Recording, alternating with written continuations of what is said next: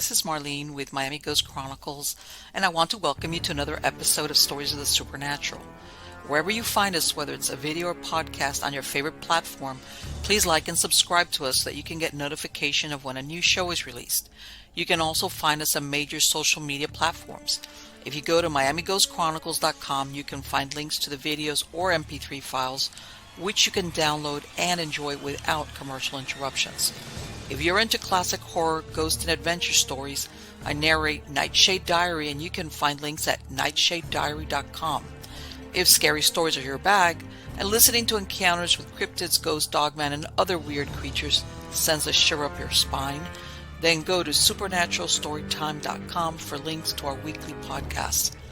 Noteworthy news about the paranormal world, true crime, conspiracy stories, and anything that is just plain weird can be found at eerie.news or visit the Stranger Than Fiction Stories tab at miamighostchronicles.com.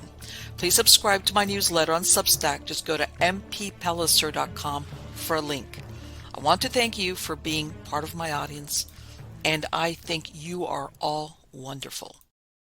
Hi, how's everybody doing? Good, I hope. I'm doing good. Great. As a matter of fact, cold. It's been cold. You know, that's my thing. But like I said, when the summer comes around, I'll be like, oh my God, it's so hot. Yeah, we're 2 weeks into the new year, and I'll talk briefly about what's happening now because let me tell you something. It's a crazy year so far. Let me see. We had drones over New Jersey now. What just the last thing came down the pike was the fires out in LA. In LA, that's another thing. 100-mile-per-hour winds. Let me tell you something. Since I grew up in a hurricane-prone state, I understand. A lot of people don't. They see it, but they don't understand the impact of 100-mile-per-hour wind. Right? I've existed around it. I've seen it. It's scary. So when you couple that, when you see these stories about fire and 100-mile-per-hour winds, I was looking at that and I was like, holy crap, which is unfortunately what happened. That's why this fire got so out of control so quick, because that thing basically was walking that. And I know even from my own personal experiences, because I've burned piles out here and I burn a lot of the debris in the yard. When I don't have a breeze blowing, it's like, hear me with a lighter fluid, light up, light up, light up. If I got just a breeze, just a little bit of a breeze blowing, immediately I'll just that fire takes off, and I'll go out there, and 30 minutes later, whatever I put out there, even if it's big chunks of wood, that's it. They're done. They're crispy. They're ash. So I mean, what I'm describing is on a smaller scale than what's out there, but when I see that, I really understand how that got so out of control so quickly. That from what I understand, people were like, they saw smoke way down there. Before they knew it, they had to grab whatever they could and leave. And it was one shot that there's this reporter, and I guess people are coming down, and there's a guy on a bicycle, and he's holding a couple of paintings under his arm. All right. And this news reporter is real nice. He goes, hey, give him to me. He's telling, I work for NBC, something. It was a local news channel. I'll give you I'll take care of these for you. But here's this poor guy trying to pedal down the street holding two paintings. And I'm not talking little paintings, pretty big. And I was like, when people just grab like whatever. So yeah, that's a crazy scene. That's on the downslope. Hopefully it's going to be over soon. But yeah, that what's really funny. I mean, I visited California before, but it was just to visit my son out in Coronado Island. But from what I understand, there's always been fires, or like everybody's always real careful because of that. But this time, I don't know. It got and I hate to say it, but there's been this arrest having to do with arson, which again is, let me tell you something, that's very, very sad, because lightning strike, well, what can you do about that? Who can control lightning? But the other scenario is like very disturbing. But anyway, yeah, that's what's happening in our world. My point being, I hope things slow down for the rest of 2025. It's like, come on. Like, what is this? So anyway, but let's get on to the good. And everybody asks me how my animals doing in the cold weather. Everybody's doing fine. My chickens, my birds, my pigeons. Everybody's doing fine. I weatherized my screen porch. I put an oscillating heater out there for like a couple of hours. And that's it. And every time I bring in something, there's a lizard hiding in there somewhere. I look and they're like, please don't put me back outside. Because I have like a gazebo with plants and stuff out there. And my other ones, I'm bringing them in little by little. And you could tell there's one of them clinging on there. They're like, they don't even move. They just look at me like, swivel their eyes at me and go, please don't put me out. Don't. Okay, so anyway. Yeah, that's what I've been up to. So let's get on to the good part. The good part is who is the guest today on Stories of the Supernatural. She's been here before. Her name is Miss Aida. She was born into a family with a deep history of spiritual work, which practiced Santeria, Palo, Brujeria, or a combination of all three. When she was around 2 years old, spirits began to visit her, and they would chat. And for her, this was very natural and nothing unusual. And as the years passed, these unannounced chats, they kind of diminished, but the presence of spirits have always been very clear to her. And we're going to ask her. She had an experience where she was carried over a bus that would have hit her. Okay. And she was also saved from an impending plane crash. Her mother's from a small town in Cuba. Her mother was a santera and her brothers were paleros. Her mother's childhood friends were all Afro-Cuban witches. And as a bruja or her witch herself, she's practiced magic all the time. Growing up, all these people taught her how to really fix problems through magic. And to her, it was just a way of life, which I thought was normal for everybody in the world. She's also Catholic and initiated into Palo and Santeria. There was a time she was conflicted about magic versus Catholicism, but eventually it all came together. And she says God answers her when she prays, and the saints answer her and grants her petitions. And then Santeria, which translates into the veneration of saints, which is, in other words, and some people are aware of this, that in many countries there's an overlay of Catholicism with some type of Afro-Caribbean magical beliefs. Usually spirits approach her if they have an important message, or she can summon them and they will answer. She's been identified by numerous santeros, witches, and psychics as a natural-born medium and a natural intuitive. And card reading also came naturally to her as well. She's a hoodoo practitioner, and she possesses a complete and well-rounded base in the knowledge and spirituality of hoodoo and conjure. She studied intensively under various root workers and hoodoo practitioners for many years and contributed regularly to the Lucky Mojo forums. She was the former administrator of the Lucky Mojo forum and wrote over 16,000 posts in response to a variety of hoodoo-related questions on various topics. That's a lot of posts. She's fluent in both English and Spanish, and her specialties are spiritual eradication, spiritual cleanings, establishing spiritual protection, crossing, cursing, and breakup work. She also helps clients with success spells, road opening, animal and pet health matters, bindings, attraction, and love work, and the making of novenas. Help me welcome her again. How are you doing today, Miss Aida? I'm doing well. Thank you for having me. I love your impersonation of lizards. I mean, oh no, man! Let me tell you something. I grew up with lizards in Miami. You can't get away from lizards. Everywhere there's lizards all over the place. And I looked. There's always somebody that like the stowaway. That I look in the plant, and they're like, then you can tell they don't even move. Usually they just look up at me like, hey man, please don't let me put me back out there. Please put me back out there. So I have a bunch of lizards in all these plants that I have brought in because it's rough. It's rough for reptiles, Yeah, true. Yeah. So yeah, no, as a matter of fact, out in my field, I have a hand pump with water and I have a big cement basin with water because people don't realize that, especially when it's a rain, even in some, water is even for everybody, bugs, everybody. My husband makes fun of me because he's like, you're giving water to everybody. I go, yeah, everybody needs water. So, it's one of those things. But I was listening to you talking about the fires in LA. Yeah.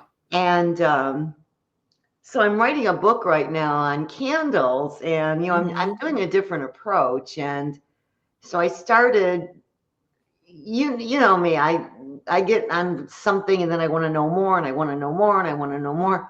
So I ended up interviewing a chief of a fire captain chief guy. Okay. I did not know this, but fire doubles in size in a minute. Yeah, In 1 minute, I believe it it. doubles in size. I didn't know it was that fast. I had Yes. no clue. That's why when they were saying 100-mile-per-hour winds or 99, it was like big difference. Yeah. That must have been. It's scary because people 100-mile-per-hour winds, and like I said, even when you build a little fire here, if it's a little bit windy, that thing takes off. It just blossoms. The Wow. flames, you don't have to like even put juice on it. Just like, so I'm thinking of like 100-mile-per-hour winds, that thing, which is what I understand a lot of people like basically had to like run out the front door, was because they were seeing smoke way in the distance, and then all of a sudden they had the flames licking like their yard, like Oh my God. yeah. So there's a lot of people that really basically talk about run for their lives. Yeah, Wow. yeah, and that's and one of the sad things is that I think the last count was 24 deaths, but I know there's going to be more because I think there's going to be a lot of people that just didn't have time to get it out. Right. They didn't get out. They they I they believe got it's going to be trapped. in the hundreds. I Yeah, really do. I said that from the very beginning. yeah. They and nothing's gonna.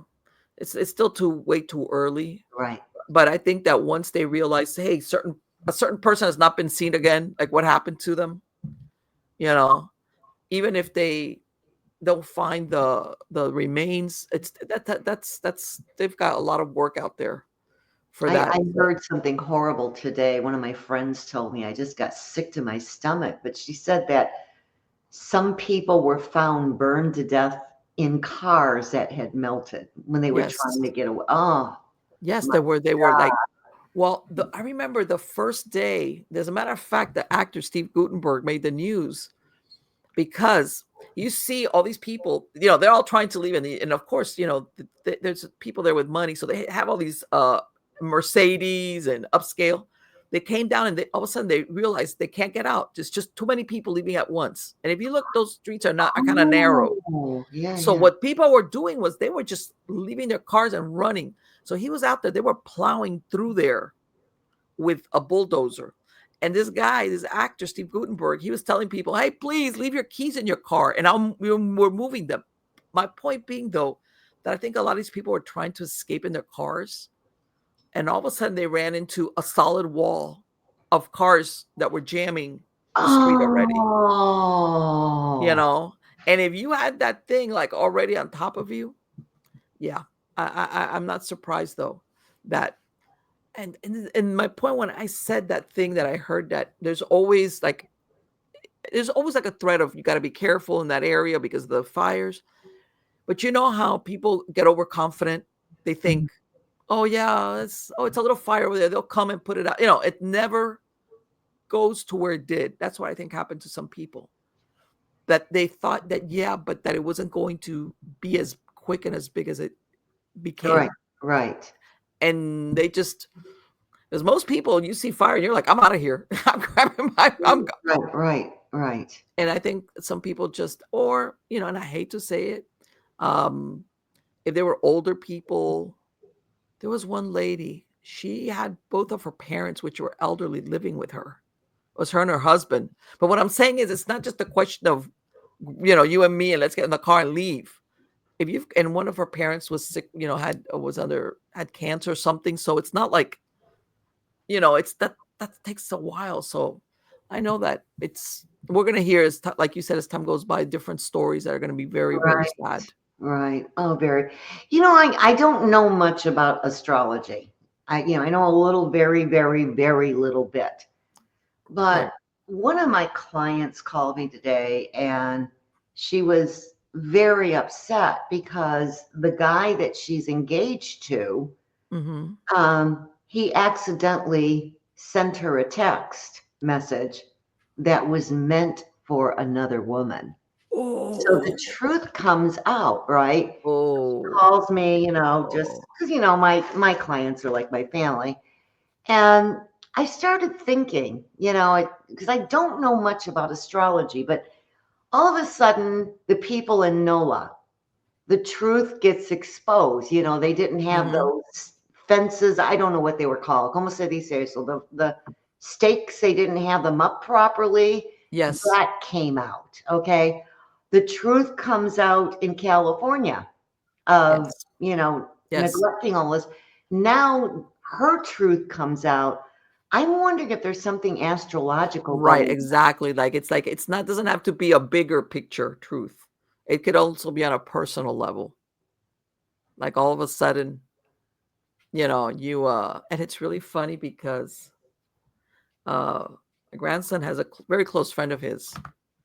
And same thing this last weekend, finds out his live-in girlfriend, his wife for all intents and purposes, even cheating on him. Oh, That kind of, it's very similar to that. Um, and him and the other friend are counseling him, like, hey, and they have a little girl, and he's, believe it or not, he's all caught up with a child, and it's like, well, he's gonna have to make a decision there. But at the same time, like what happened with your client is like, it's a hard truth, but better the truth. You see what I'm saying? It's yeah. like, then to continue thinking, well, everything is okay. Right. Right. All right. And you know what? Sometimes, and you tell me what you think. Sometimes I've found that we'll call it the universe. How's that? We'll be generic. I think Okay. this universe sometimes tries to give you a hint of things less strongly, like taps you on the shoulder, like, hey, hey, hey, hey, hey, hey, until finally it goes, okay, you're not listening. Here we go. Whoop. Oh, yeah. And That you get, reminds me of a joke. Did you ever hear that joke about the old man and the flood? oh, the one about I sent you. Uh, Yeah, yeah, yeah. isn't that great? I love it. Well, yeah, exactly. That's exactly what it is. That you ask for help, or you want this, or you want that, and you just fail to get because it's the way you want it, or you don't want to see it. Sometimes I'm gonna say you don't want to see it. Like I Yeah. said about this thing in California, from what I understand, this fire threat has been around for years. Like everybody's always said, hey, this ever goes wrong, this thing is gonna go up like whoosh, like it did. Wow. And then that they had opportunities, how's this, to mitigate it, and they didn't. And I'm not even going to go in the direction of that there was no water for the fire hydrants. That was, let me tell you something. I think most of the residents there did not realize this. Oh, I agree. Okay. I think for them, when you said that about the truth coming out, Right, right, right. that people were always under the misconception that, oh God, well, the firemen will come out here and that's it. Yeah, right, right, right. And same thing with New Orleans. You know, I I went to Bourbon Street, but many, many years ago, like 1990. And people, I don't know. If I went to one of these venues or one of these parties, I'd be trusting to think, hey, nothing's gonna happen here. Plus, there was a big police presence. People be, you think the city or whoever takes care of this has got it under control. They're handling this. How could somebody with an SUV come roaring down because that Bourbon Street area is narrow. It's not very big. And goes to show you that you got to keep your head on a swivel sometimes. That thing about the police, the whoever's taking care of stuff is like, nope. Yeah. I was just there. I was at Christian Day had a presentation thing like a whole weekend, and he invited me to be a presenter, and he Okay. put us in a hotel on Bourbon Street. All And right. everything that they show on TV, I walked all of that. Okay. And I used to just sit on the sidewalk. I would sit on the sidewalk and talk to people. This is just in August, right? Right. Okay. Oh my God. Like let's say right now what you were doing, you never would think somebody is going to come barreling down right. Bourbon Street Right. in an SUV, run people over, and then start shooting at them because you're thinking, which by the way, and this thing in New Orleans, they said they had a huge police presence. So you're thinking, who's going to be crazy enough to do something if there's all these policemen around? But all you need is somebody that is, not right in the calculated. head, Yeah, you yeah, know, that really basically they don't want to survive it. How's that? In other words, they don't care. right. What, I'm gonna get shot. Who cares? I'm fine, because whatever's going on inside their head, the normal person, like, yeah, I'm not gonna do that because I don't want to die. For Yeah. some people, it's they're No, I mean, okay with I it. know we're off track, but my complaint is, I'm an 8-year Air Force veteran. Mm-hmm. And in the era that I was in, the Nam era and, Yeah. shortly after, we were trained to hate Russian people. Okay. Yeah. We This were was brainwashed. yes. And it was like, I can't tell you how bad it was. They never deprogrammed me. Okay. And, it was really bad for a long time until I was forced to interact with Russian people. And they Mm-hmm. were still really, really nice, and I Yeah. love Russian people now. It's like, but, they train these snipers. They train, these, excuse my language, but they train these badasses and then Mm-hmm. they don't deprogram them Exactly. when they leave the military. So, Right. I blame the government for some of this. I really, really do. Or sometimes they just fail to recognize, or they don't want to address, hey, you've got somebody that's is disturbed. How's that? Yeah, Is yeah. disturbed. Because nobody, see, that's the hot potato nobody wants to deal with, because it's a hot potato, especially like you said, especially after you trained them in some type of lethal force, whether it's Right, right. sniping, whatever. And now you're like, it's like, okay. So yeah, I agree. You know what? After the fall of the USSR in the 90s, a lot of Russians ended up in South Florida because they were like, I'm done with the cold in Russia. So there was a lot of Russians that moved to South Florida. And yeah, they're nice people. They're Oh, normal people. It's like that. wonderful people. I mean, Yeah. wonderful. Yeah. But yeah, it's that mentality. But you know what? Again, how's this? It always makes you wonder, how does some person go from just thinking about something like, I hate these people, I don't like these people, whatever's going on in your head, to actually doing it against. Let me ask you, and I'm gonna ask you what you think. Do you think any of these people, because I know everybody goes for the insanity or temporary insanity, do you think any of these people some point might be possessed? Oh yeah. I mean, I don't think in this situation with the guy in NOLA, I don't think he was possessed, but there certainly are a lot. Look at Son of Sam. Oh yeah. I mean, a lot of them are. Do So you think? Oh, now that you said Son of Sam, well, now you know that he's been in there since he's got 40 years that he's been behind what's his name? bars. Berkowitz or something like that? Yeah, Berkowitz. Berkowitz. Do you think it's true that he had other people helping him out? People or demons or entities? No. People like that. That there was that. Yeah, he did shoot some other people in the Son of Sam, but there was more, that he belonged to a group who, in other words, he wasn't the only one that killed some of the some of the people that ended up dead. That he took the blame for everything. How's that? Oh no, I didn't Because hear they were about this. saying that some of the witness sketches, that there was a few of them that had looked nothing like him. Like, Wow. Oh Oh but no. him, well, that thing where he was hearing the dog and Yeah, the dog was talking. Yeah, yeah. and sometimes, when I listened to that, I was like, is this guy really crazy, or is he just hoping that, this is of course his trial, like when he is pre-conviction, that he's hoping they're going to find me insane and send me off to an asylum True, true. instead of, how much of this is legit. Yeah, but I think he hit some, I can't remember now. But I Right. remember at the time when I heard a lot of these, it's like he said a lot of things that, I've noticed with people who are possessed. You know what I Really? mean? Like what? Like People, what? well, people will call me. People will call me, or they want a reading, and they tell me they're possessed. And what they do is they pick up my book, right? So I've got, Okay. I got one book here, Hoodoo Cleanses. Yes. And oh yeah, you I endorsed have it. it. Yes, I have it. I got it. Why am I showing this to you? So, if you remember at the back, I got signs of possession, right? Hmm. But I don't have all the signs. I'm not going to give them all Right. away. They're reading the book to me. I've got this, I've Really? got that, I've got that, I've got this. You know, these people are crying for help. I get other people that sadly, sadly, they're suffering from some sort of psychological Right. Yeah. disease. And, I had two that were schizophrenics, and Sure.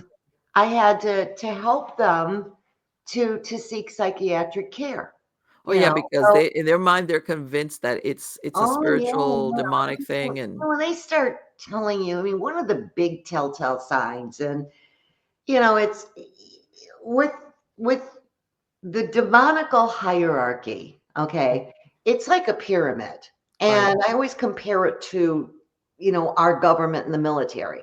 But Hmm. down here, at the bottom of the pyramid, you got all the soldiers, and then as you move up, you've got the sergeants and the lieutenants and the majors and the captains and the majors, lieutenant colonel, colonel, general, and then at the top you've got the president, right?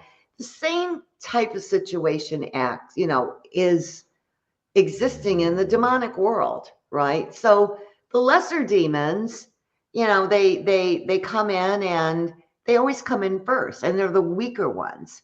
Okay. And I'm sure you've seen this probably a zillion times, but when you're talking to spirits through the Ovilus or the Geoport, whatever you guys use, Hmm. who are you? Well, I'm Satan. Well, no, they're Right. saying that to scare people off, Right. right? And so the way, when a possession works, usually when you get a full blown possession, you have more than one demon in you, because Right. you've got the lesser demons that call in the stronger demons that call in the stronger demons. But one of the telltale signs is when a person calls you, and I don't like repeating the demons' names, okay? They Hmm. will name specific demons that are at the top, like I call the generals, okay? Okay. And it's like, nah, I don't think so. You know what I mean? I don't think so. And they usually will name the demon that has the most popularity, or, Right. that, Yeah, that's out and like that yeah, they yeah. saw One listened who on a starts with show a or letter something. B. I'm not going to say his name. So, it's like, okay, no. So they don't tell me about all these other things they're feeling or seeing, or, I'm saying, it's like, nah, so the person is either looking for attention, or there's something very wrong. In Right. most of the cases, there's just something very Yeah. wrong, Yeah. and you got to have pity for them. I mean, Well, you know what it's they say very it sad. the exorcists, even the Catholic Church, which are always the ones. Even I know that even though there's deliverance ministers, they'll tell you they do a comprehensive psychological test Right, on people because the majority of them are that they're disturbed. They're psychotic. They're schizophrenic. They really have something really psychologically wrong with them, right, and they just insist that because they're hearing and some of the most atrocious acts are committed by people that with those severe mental illness that don't are untreated. They do some horrific stuff, oh yeah, really horrific stuff.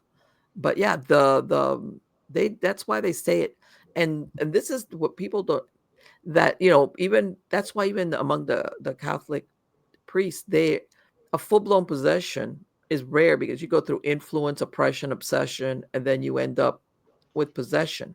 yeah, All right, so there's like a gradual graduation up the thing. right, And it's a very rare thing. But like you said, I think these people that are having a problem, they see some show or they listen to something and they're like, that's it. I'm hearing voices and I don't know if you noticed that sometimes schizophrenics, they get that persecution complex. Somebody's after them, a right, neighbor's after them. right, Uh somebody's listening in on they live in a world where it's very easy for them to believe. right, right.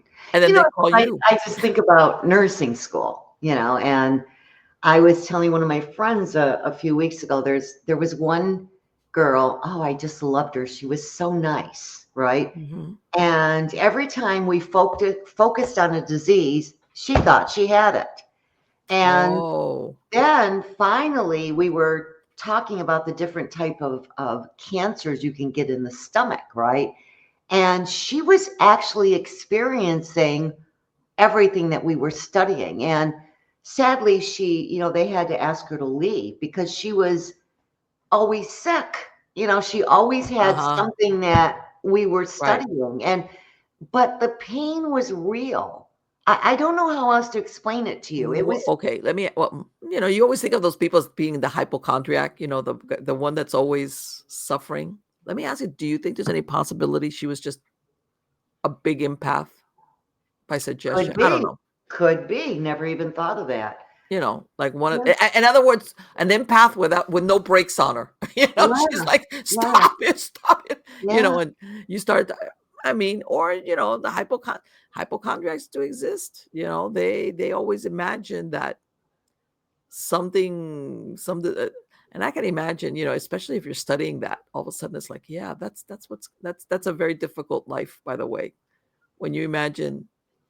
If, and you know what? If you believe something a lot in your mind, your body eventually will Oh, reproduce it, yeah. and then I that's was it. told 3 different occasions. I was told one time I had breast cancer. I was told that. Hmm. And I was like, screw you people. I know this is a cyst. Oh, if you don't get Yeah. this biopsied and blah, Yes. blah, blah, blah, blah. I said, you know what? So I'll die. Okay. That was what, 30 years ago? Yeah. Then um, I had, because I straightened my hair. I think a lot of Cubans straighten their hair because we Yeah. got the little, as I straightened my hair and Yeah. then I waited a week and I dyed it and I got this rash, right? Okay. So I go to the dermatologist and she's sorry to tell me I've got cancer. And What? I need to go to blah, blah, blah. Oh, it looks just like cancer. I was like, right. If I die, I die. Went away. And then another time, my lip was bleeding. And the doctor said, well, that's obviously cancer. And it's Are like, you serious? It's I'm like, going to go to why? my How do you think it plastic goes? surgeon, just have him sew it up. And that's exactly what I did. And so, It's I like, mean, what, it's like, why does it have to be worst case scenario? As a matter of fact, once upon a time, dinero, money. yeah, I know. Yeah, dinero, exactly, money. Like, oh, let's not. Oh, you have a blister on your lip. That's just maybe something that you ate that's not, your digestion's off. Let's give you this. No, let's take it to the yes. People don't realize, Yeah. which that's a critique now from a lot of the against the medical system, which is they're not interested in curing you. They're interested only in treating you. Yeah. That's where the money's at.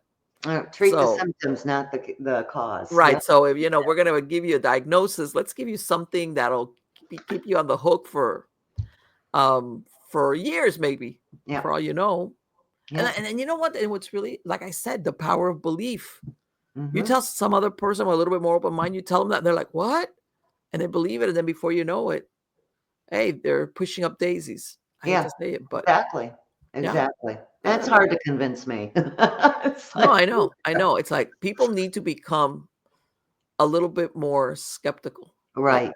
about Exactly. things like that, is, Exactly. and I think once upon a time, oh, the doctor said it. It was like, ooh, the doctor said it, so it's got to be absolutely. And it's like nowadays people are a little bit like, huh, I don't know about that. Yeah. Yeah. But you Exactly. told me that you had a ghost story for me. I had a ghost story and I want your opinion Sure. also. Okay. Because I asked 2 different witches and they're like, I don't know. And I was like, I don't know. Because it's either A or B and Okay. nobody can figure it out. So let me tell you what happened. This was so weird.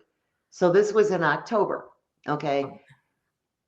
A lot of witches believe, including me, that it's not Halloween, it's actually called Samhain. The real Yes. Samhain is a full moon closest to October 31st, right? Right. So it was somewhere in October, someday in October. I don't remember the date, right? But this Hmm. just happened in Right. 2024. So I go to the Aldi's grocery store, right? Okay. Because, I always go once a week because my spoiled brats here, the 2 German shepherds, they have hot dogs for breakfast. So, Oh boy. All right. they're, they're fancy people. So anyway, I go to Aldi's to get hot dog, but you know how you are when you go in a store, then this looks Yeah. good and that looks good, right? So I'm walking down an aisle with my shopping cart and I see somebody dressed, it's a woman dressed inappropriately, just looked kind of weird, almost like she was homeless. but she had this long, beautiful blonde hair. Okay. The hair did not match the clothing. This hair Okay. was cared for. Right. Okay. This hair cost money. Right. That's what caught my attention. And I thought, I wonder what she looks like. She doesn't have a shopping cart. I assumed, never assumed, that she was with somebody and waiting, right? So Okay. she turns around and she's an old woman. And I thought, how odd, how odd. So I'm going down the aisle. She kind of gets in my way, right? And so I moved and I go to another aisle. She's in front of me again. And I'm like, that's weird. So she started getting in my way. And so I turned and went down the aisle. And I'm only 5'3", 105 pounds. I'm like Speedy Gonzalez, right? Wow. I go down the aisle, right, to the very end. Guess who's standing there? That lady. Oh. I'm like, this is weird. Okay.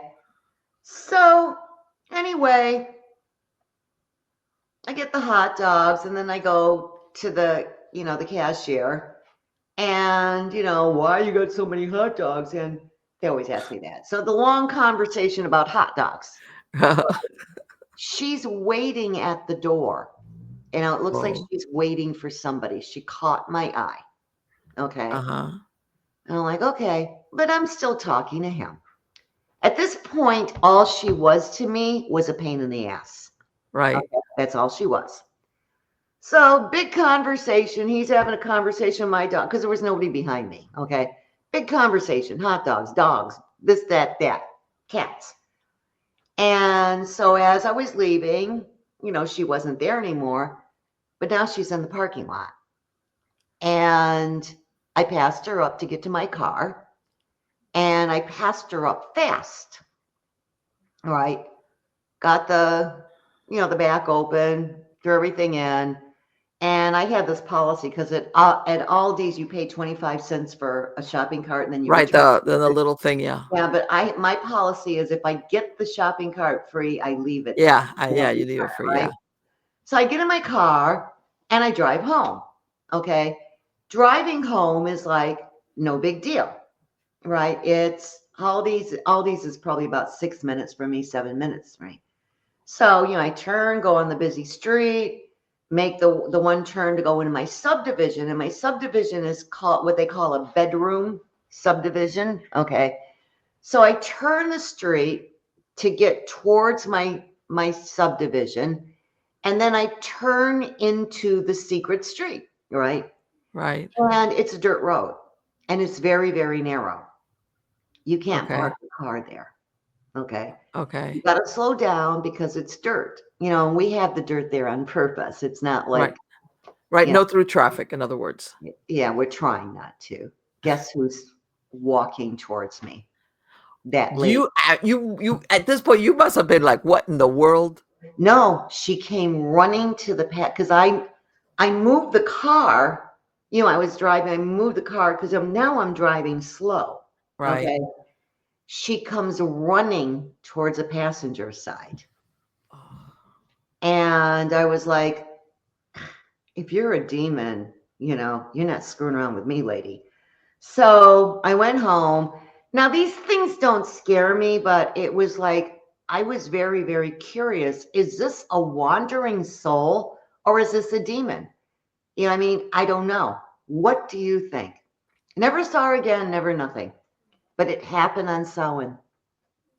Okay. And So what did they say? They say that on that night, the veil is completely broken between, the spirit world and our world, and everybody can roam loose and, including the deceased.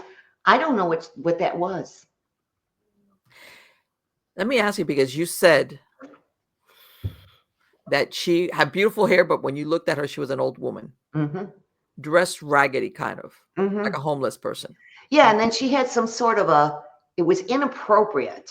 Okay. Some sort of, I don't know all the modern lingo words. Okay. It was like a vest, but it was puffy, like, full of air or whatever. I don't know what you call that. But it was modern, more modern. She was No, dressed. Yeah, it didn't look modern to me. No, it didn't. Okay. I'm talking about the lingo. I don't know what. Right, right. If you had to place her, what time period would you say that her clothing was, more or less, give or take? Oh, I never thought about that. 50s. Okay, 50s. All right. So, you know what? The first thing that when you start telling me this, I'm thinking, man, this is somebody. This is a lady who knows she's a medium and wants to give her a message or wants to communicate with her. That kind of deal. That's what I was thinking when you said here, you know. And I'm thinking of all places in Aldi's. That's funny. I love it though. I love it because people always think that's you see stuff like this. You know, if you go to a haunted house and it's like, no, you anywhere you can trip over a discarnate any place. And from what you're describing, she looked solid. She looked like a real person. Oh She yeah, was. yeah, yeah. There was nothing, There was no No, I mean transparency. No, I've seen spirits and ghosts in there. Most of them are transparent. You know what I mean? So no, she was solid. but I will tell you that thing that you described where she came running up to your Passenger side. that to me, I want to say that was, for lack of a better word, that was sent after you. Somebody that doesn't know where you live. That was a hitchhiker. I don't know. They tasked that spirit to do that. Okay. They tasked that spirit to do that. And you tell me that this is an Aldi that you frequent. Yes. This is somebody. How's this? Because basically, at the end of the day, if you want, and I'm sure you know this, you want to do something is, you know, where you live. But if somebody doesn't know where you live, okay, then it was a way to find out where you lived. Somebody, I think that wasn't just what I originally thought. I don't think it was somebody trying to communicate with you. That whoever sent that lady, we'll call her that. And I don't think it was a demon per se. That was somebody that was sent specifically for you to take her, bring her home to your house. That's what I think. Wow. And somebody, and I don't know, you know, people are weird. Somebody that knew that this is a place that you frequent. Well, everybody knows that because I always talk about Aldi's on my Right. But what I'm saying media is, and, like, that if you're going to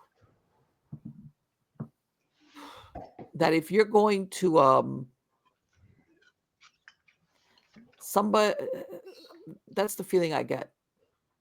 wow. Somebody that it would. This was the one place where they knew that they could find you. That they dispatched this spirit there. Wow. Because this is like the one place that they knew that you would be there. You know. Let me ask you: when you were walking around in the Aldi's, did anybody react to her, or do you think you were the only one seeing her? I wasn't paying attention. You weren't paying attention. Question. Okay. I really wasn't paying. But that's the feeling I get. Oh. I don't think it. First, I was like, okay, she's there. This lady's hanging out for what reason, and she's trying to communicate with you because you're psychic and you're a medium, and you know maybe she's got some who knows, whatever. But no, But she was physical because she actually got in the way of my shopping cart. You know what I mean? And yeah. Yeah. There's something that. How's this? It's more a little bit more of a. It wasn't happenstance. It wasn't happenstance. It wasn't like, you know, this lady. No. you know, Let me tell you something. I imagine you must have been wigged out when you see this lady. It's like, how did she get over here? You know, how did she? This lady. No, I'm such an idiot. It was like when I came, I went, "Oh God, it's her again." It's like, wow, what is she? She got like, you know. And she did.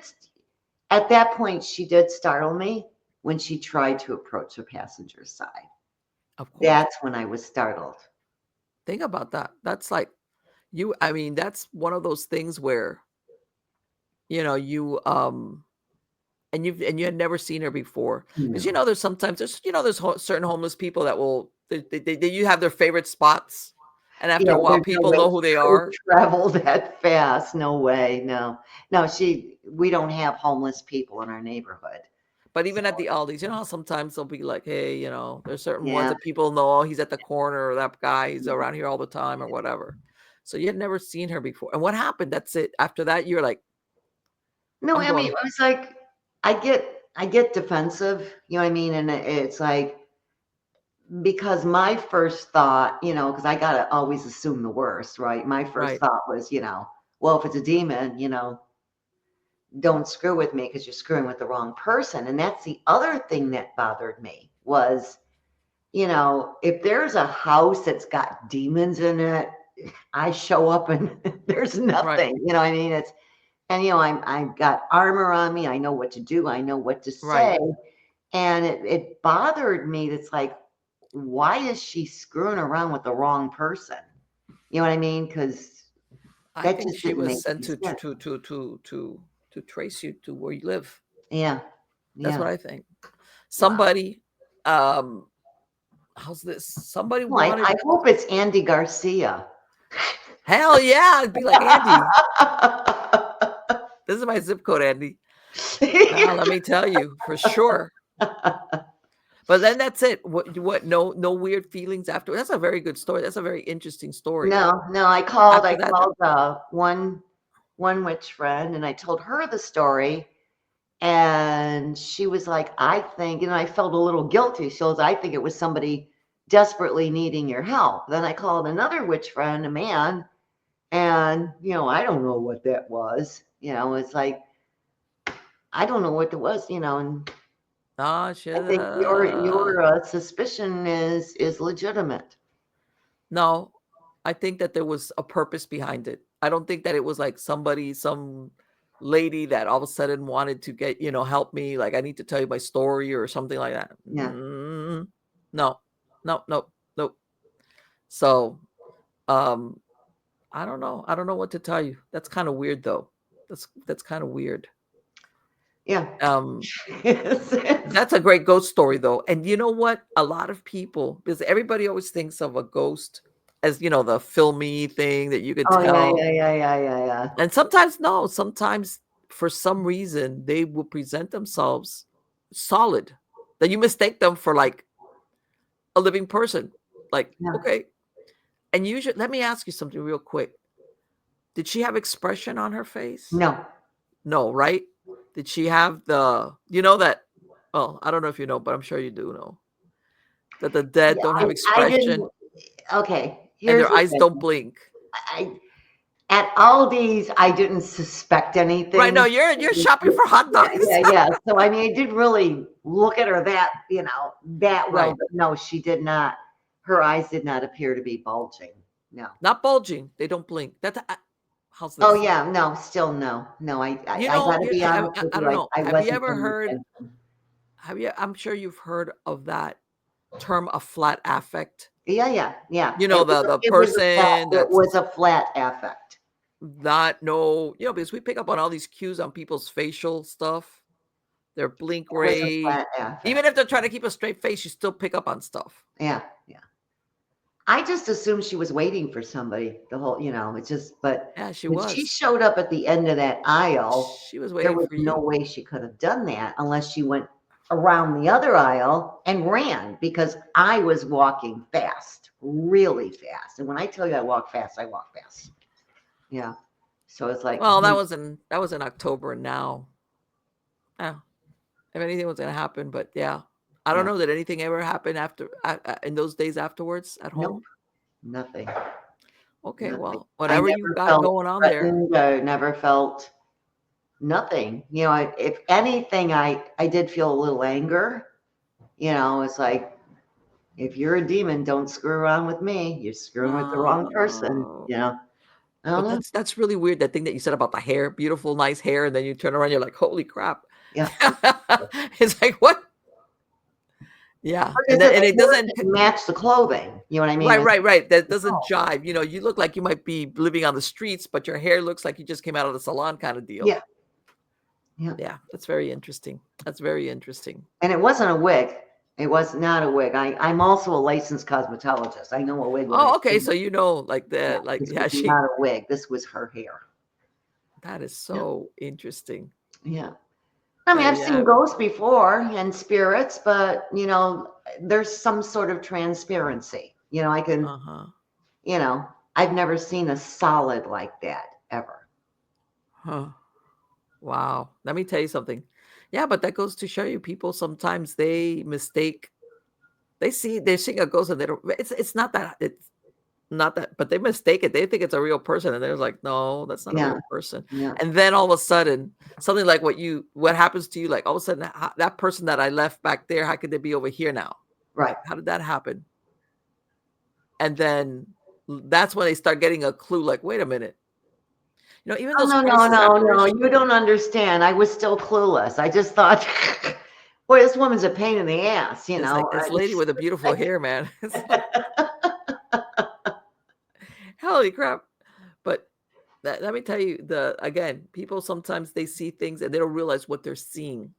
They yeah, don't realize what they're seeing, and that's why I asked you, because sometimes they think everybody else is seeing that thing, that ghost or whatever, because they just think everybody else is seeing it, and little do they know they're not. Nobody else. The only one that's seeing it is you, yeah. That's a good question. and Again, it's so solid you mistake it for a real person, so you don't wig out. You're like, oh, I was more interested in hot dogs. you were like, man, I gotta get home. I gotta feed my babies. But Yep. yeah, and you No, know I, what? I, I do. If I were to look back retrospectively, I did not watch to see if any other person could see her Right? because Yeah. I No, I wasn't know. paying attention. You No. know. But I'm glad you pointed that out, because people don't realize, again, people think that you are only going to find a ghost like if you go to supposedly a haunted place. And they could be anywhere. They could be anywhere. They could be free floaters. They could be anything. You've heard you remember when that movie came out, The Sixth Sense? Oh, I That love that isn't movie. isn't I that great? love that movie so much. That Yes. at the end, the little boy sees that lady staring at the car, through the car window at him, and she was the person had just gotten killed. I guess she had gotten hit on the bicycle. Yeah. Yeah. And sometimes they'll wander around, and you'll have cases of even accident victims. For some reason, they'll end up in a neighbor's house. They won't even go back home. Yeah, it's really weird. Yeah. I've had investigations at one time where it ended up there was an accident on the corner. The next thing you know, they start having manifestations in their house, someplace that they had lived for years. And they're like having no clue, where did this happen? Where did this come from? Yeah. Yeah. And then when you start retracing it, there was what's seen there corresponds to a person that died in an accident, like maybe a few hundred feet from their house, at an intersection, or stuff like that, or neighbors or things like that. Or that guy lived down the street and this happened to him or her, whatever. And now why it ends up in somebody's house? Oh, I don't know. Earthbound. They don't know they're dead or don't want to be dead. Yes, yes. Um, I feel They, they, sorry they for those souls. Because they're earthbound. well, Yeah. people don't realize that. Well, obviously, how everybody thinks violently if you die under anesthesia, if if you're on a drug, you're taking drugs and you're out of it, you know, drunk and you have a blackout. In other words, you missed the memo. The Yeah. last thing Yeah. you remember, Yeah. I was alive. Except that when you went unconscious or had a blackout or in the throes of or anesthetized, when you wake up, you're like, when I say wake up, I mean you missed up the part about I died, like my physical body died. Right. Right. Right. Right. And then, they, like you said, some people have a hard time, especially if it's sudden. How's this? Because Yeah. when a person's ill or old, you kind of know. Right. And they kind of want to die. Yeah, right, right. I'm gonna die, Yeah. or I'm old, or I'm very sick, and I know that this is gonna happen.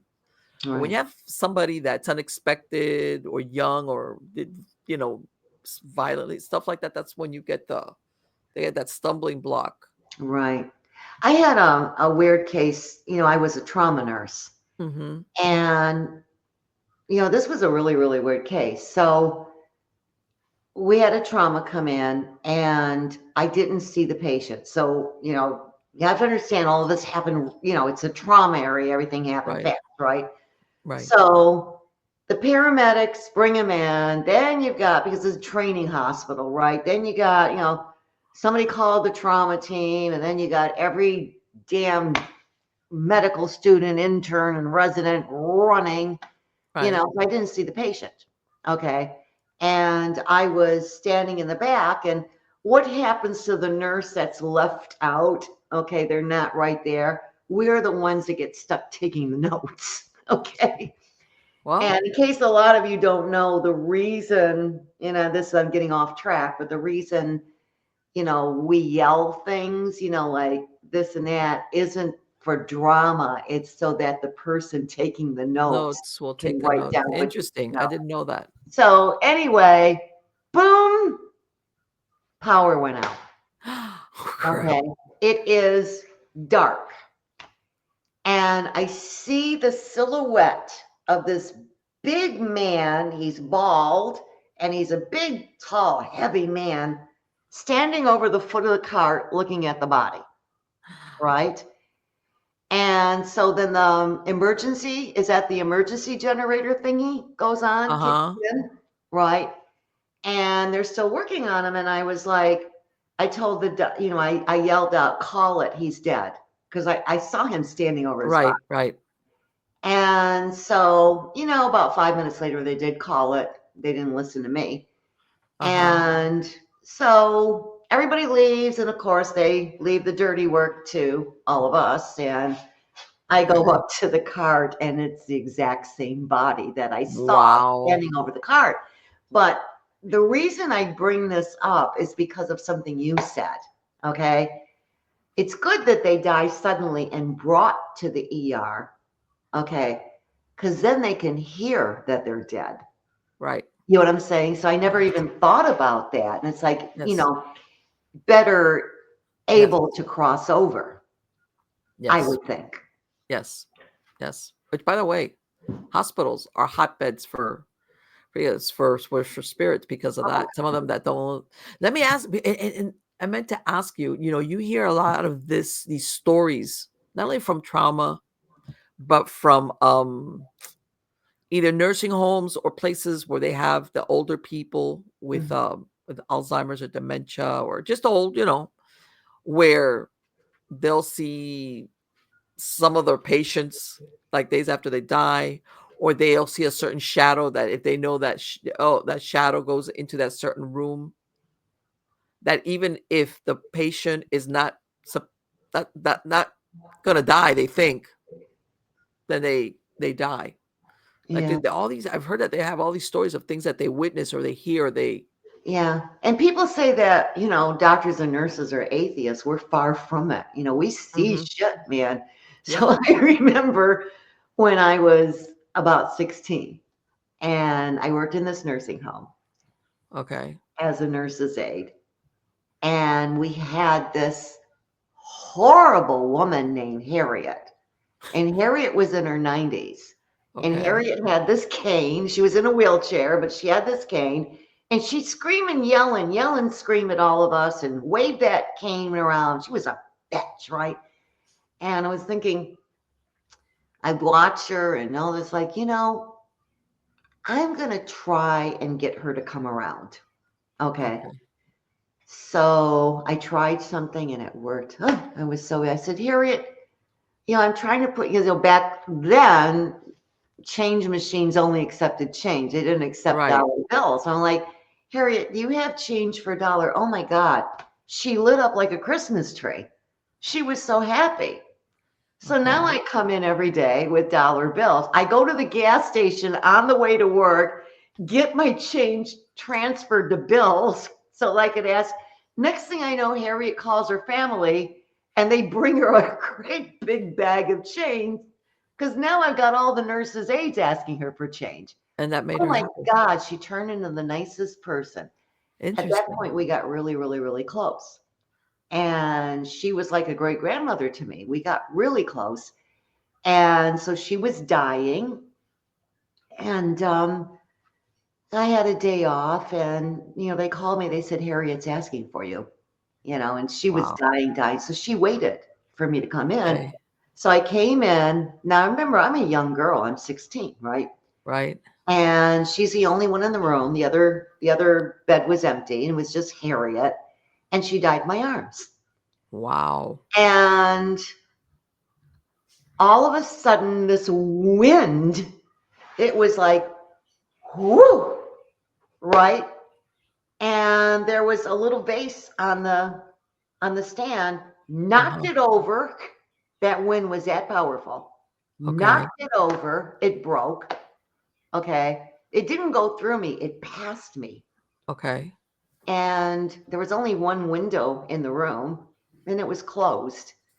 And that Okay. was my experience with that. You know what I mean? It's like, wow, Harriet was in a hurry to leave. I mean, she didn't Right. screw around. It was whoop, So you see kind of interesting things. When I went into administration, there was some, I know it had to be a ghost because these entities are earthbound. And I don't care where I was, the elevator would open for me. Okay. I had to go through, all the way up to the 6th floor, 5th floor, because I'm always here, I'm there, because everybody calls me, and I didn't even have to do anything. Just go to the elevator, it'd open for me. And my mother didn't believe me. I said, okay, I'm going to bring you to the hospital with me, on my day off. And so, first floor, well, she wasn't impressed. So we went to the 2nd floor. I introduced my mom to the nurses and the doctors, whoever was there. Then we go to the elevator to go on the 3rd floor. Boom, it opens. And I'm not pressing any buttons here. Right, okay? right.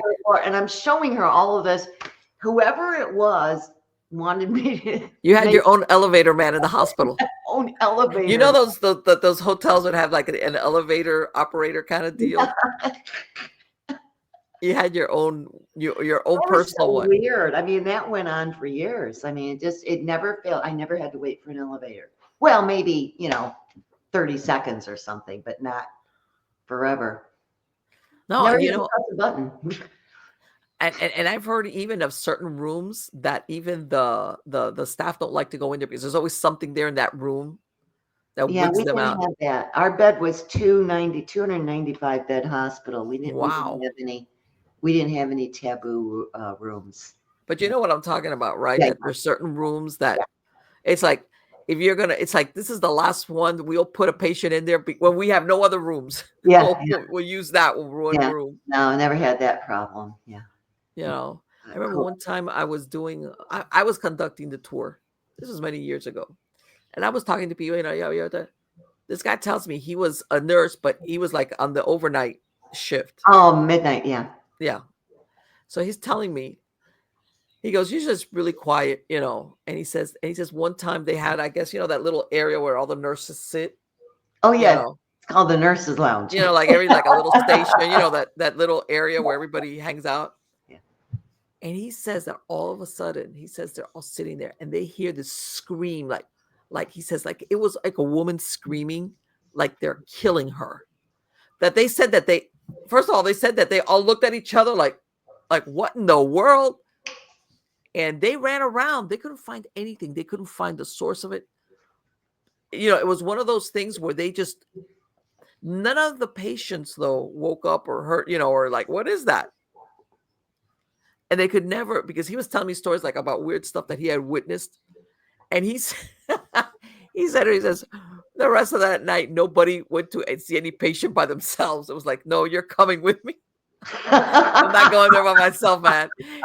We need to do, I guess, whatever it is that they do, that they check on the patients and whatever meds. I was not going by myself. Come on. So they had to double tag team on their rounds because they were so wigged out. And he said, wow, we never could figure out where that came from. Wow. I've had a couple of nurses call me, a couple floors, blah, blah, blah is happening. And I go in there and nothing. And then it would never come back. I don't know. I seem to offend the other side. And God, she's so ugly and not coming back here. Well, there was this story, as a matter of fact, did I read it or told? Sometimes I lose track of that. A nurse, the same thing. She's got a room with 2 patients, 2 ladies, you know, and all of a sudden she sees that they're both like buzzing her, like it was after hours, same thing. After hours, everything is quiet.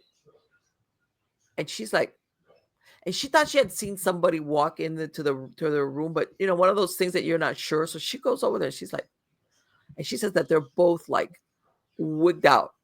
And she's like, they're telling her, hey, there's a man that came in here and went into the bathroom, walked in and went into the bathroom. Okay.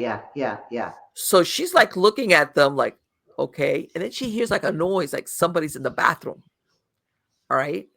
So she called security thinking, okay, somehow somebody got on the floor for some reason, went into these ladies' thing and is in the Yeah, they both see it. in the bathroom, whatever. Yeah. She said she heard the noise like somebody was in the bathroom. Yeah. Security comes up, they open the door, there's nobody there. So she was like, it felt so stupid, but it was like, she goes, I know what I heard. There was somebody in there in that bathroom. Yeah. So yeah, goes to show you that sometimes you never know, like in the most unexpected moments, stuff like that happen. But I'm not surprised in hospitals, stuff like that. You know what I think would bother me is going into a building that, like they show on TV. I don't know if it's true, but mental institutions back in the olden days, they would do these horrible things to patients. Mm-hmm. I think that would intimidate me, to go into a building that's haunted by these ghosts who endured such great suffering, and I feel horrible for them. I feel horrible. And how often do you hear "help me"? But I you know hear what? that a lot. I hear that a lot. Help me. So it's But I've crossed over, a few people, but because you know what? They spend so many years sometimes in these asylums that this was their home. This ended up being their home. But I'm going to tell you, because I've written a lot of articles on this and I've done a lot of research. You always hear these stories, how they, people that were sane were committed. And because, the big thing came after the Civil Wars when they built, those big asylums, these huge ones like Penhurst. Yeah. And they were like working farms. They had to be self-sufficient. That's why they had cows and pigs, and the staff, they had a building for the staff that lived on the grounds, right?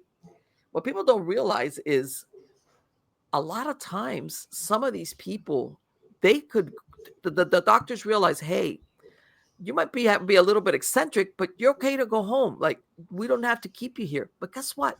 The family wouldn't come for them. Oh. Okay. Everybody always thinks that people are being held against their will in these asylums.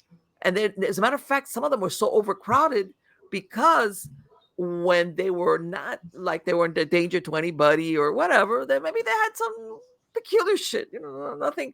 Yeah. The family, either they had moved away, or they wouldn't come for them.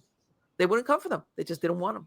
Wow. That's why they would end up spending, because they were the ones that were severely, that were like very dangerous and violent. Yes, those existed, absolutely. But there was a lot of them that the families just did not want them.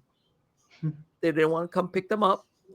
And those hauntings sometimes is that they basically they lived the rest of their lives in these asylums. And in some cases, if they really weren't like bad, they would give them jobs. And there was one guy, this was in New York. It was, Marlene, what was the Finger Lakes, or I'm making stuff up. That'll come to me. It's in upstate New York somewhere. Okay. One of those big asylums. This guy, he had something going on, but it would become extremely aggravated when he would drink alcohol. And they let him out once, and he drank, and whatever was going on with him, it just became aggravated. So he ended up back.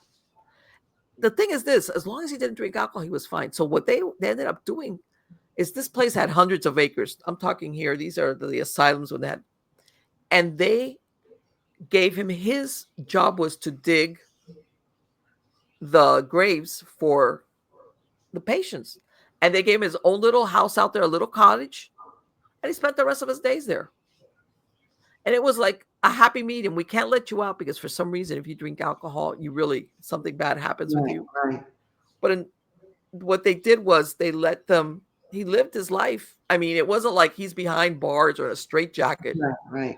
or anything like that. And people don't realize that a lot of times the workforce they had in these farms were the patients that were not really severely. Yeah. Wow. But yeah, you'd be surprised how many just the families did not come for them. And believe me, a lot of times these hospitals were like, come and get your whoever, brother, sister, whatever, come get them. We're overcrowded. We can't, they're okay to go home. They wouldn't come for them. And I bet you a lot of them are earthbound because they're waiting for their families to come and get them. Sure. Wow. There's another one. This story is great. She was from Denmark. She's an immigrant from Denmark. And so same thing in this huge, this it'll come to me in a minute. This is upstate New York. But she was one of these that her delusion was that she was the mistress of the Tsar, because this was around, those times, that she was the mistress of the Tsar of Russia. This is before they overthrew the and she had these delusions, but otherwise than that, she's okay. So she writes a letter to her brother in Denmark and says, I've become very wealthy. I live in a mansion, blah, blah, blah, blah, blah, blah. Come bring the family, the children. Sell everything. I will take care of you. So her brother and his wife and his children do exactly that. They sell off their possessions just to get enough money to come over from Denmark to the United States. So, of course, they arrive at this asylum. And, you see these asylums are huge, like a mansion. Oh, no. So they arrive at the thing. And they're like, we're here to see so-and-so. They're like, so-and-so. So they call the superintendent. Finally, somebody broke the news to you. This is an asylum. This is for people that are insane. Wow. The staff felt so bad because they had put their money together. In other words, they were homeless. They had basically no money left after they had traveled. Oh. And expecting that she was a wealthy woman who lived in a mansion. Oh. They felt so bad that the staff, that they found a job for him working in the asylum as a manager, something, because there were so many jobs there, and they gave him work so he could stay there and earn a living. But I've never forgotten that. Yeah, I should tell that on some of the family members I don't like. The brother got that letter, and she's like, wealthy, come on over. And I've got a huge mansion. And see, in her mind, I know silence. So yeah, that was like, but yeah, the staff felt sorry, and they made a job for him. They were working somewhere in the hospital grounds, on the asylum grounds. And that's basically what saved the day. Otherwise, that family would have been homeless, no money, no nothing. That's it. You're on your own. But yeah, things like that. They're those asylums. But yes, and a lot of them, I will tell you this. I do think a lot of these asylums, they do have, in some cases, whether you want to call them demons or inhuman, a malicious entity. Yeah, I think that there was some type of level of spiritual turbulence there, because I want to say that because they had sometimes thousands or hundreds of patients. I think that among that it created either a vortex or a portal, or some of them already carried it with them. Yeah. And that when they died, whatever that dark spirit was lingered there. And that's why I think sometimes you'll see people either in prisons, those older, bigger prisons, though those horrible things happen there, or these asylums. You'll have a lot of investigators that come across very, very dark, and by the way, dangerous hauntings that it's not just a regular dead person. How's that? So I know these people in Arizona. They're with MUFON, Mutual UFO Network. And one of them was a policewoman, and she had a tape, and it was a tape of a ghost who was stuck in a building, and she couldn't leave because there was an evil entity keeping her there. I've heard of that a lot, a lot, a Really? lot. Yes, How yes. come they can't get? It's Why is it they can't escape these evil entities? I wonder. it's almost like, for lack of a better word, it's almost like a pecking order. 9 times out of 10. But see, there's something that's called nesting, which is if you are a human, all right, but you were possessed, attached, whatever you want to call it, Okay, by a an dark attachment. entity, Yeah, a yeah, demon, whatever, and yeah. you die, that presence is still with you. So they Ah, call it so it happened nesting. before death. Right, exactly. So when you die, Oh, that, okay. that basically well, no, this is the thing. The the human spirit still has that dark attachment, and for some reason, and I don't know, it has the ability to basically, I don't want to say scare, but keep all the other lesser souls bound to a place. All Wow. right, bound to a place, and I've heard of that. And usually the perpetrator, or it's usually not a human spirit. It's not. Okay. Oh, It's okay. not usually, at the end of the day, when you dig and dig and dig and dig, it's at the end of the day, it's not a human spirit. That's why you'll have people that will go in to do an investigation, and they think it's a regular dead person, and they do all this work, and they get rid of it, or they, whatever, they find out, whatever. Mhm. When I say a regular dead person, I mean human. Right, right. And then all of a sudden, things take a wrong turn in the investigation. And it's because they've either cleared the place of what were the regular dead people, and then what's really there comes out. And it's not human. It's not human. So wouldn't it be wise just to get rid of him or her first, the Because demonic you don't know entity? what's there. You don't know it's there. It'll push the other spirits forward, like here. Here, Ah, yeah, it's that clever, regular dead clever. person. Yeah, yeah, go ahead. Yeah, get rid of these people. Yeah, Because I'm yeah, yeah. planning to stay, you know. Wow. And then you know what investigators sometimes do? They think it's done, over and done with, and then they'll get reports later on from whoever if it's a residential, that they'll be like, man, this has gotten worse. We're having now. Before we would hear somebody walking up and down the stairs, and now it's like we got a full blown everything. It's like, what happened? And people say, well, you didn't do it right. No, no, no, you did it right. You got rid of the human entities, and But what you you get got rid left there now of the demons. is what's really being at the bottom of everything all this time. Wow. That's why they haven't you ever heard it? You see in some of these shows where you see these, I look at them and I'm like, you dumbass. They either provoke or do confrontation with Yeah. supposedly these. I'm like, you don't know what you're doing. I know, I know. You don't know what you're It's a doing. Why are pet you doing peeve. that? Why are you It's a doing pet that? peeve. It's a pet peeve. It's a sore spot with me. Well, It just really this is, bothers me. I think that when it comes to demons and human, whatever you want to call them, they see it as an invite. Oh yeah. You want, you want to what? You what? You want to, these, as with a show, I was like, and I'm like, man, you don't know what you're doing. For all you know, you're a dumbass and you're talking to thin air and there's nothing there. Yeah. Yeah. Or if there's something there along those lines, they're going to see it as an invite. Yep. You know how you hear about the vampire that you had to invite it in through the front door before Yep. it could come in? Yeah.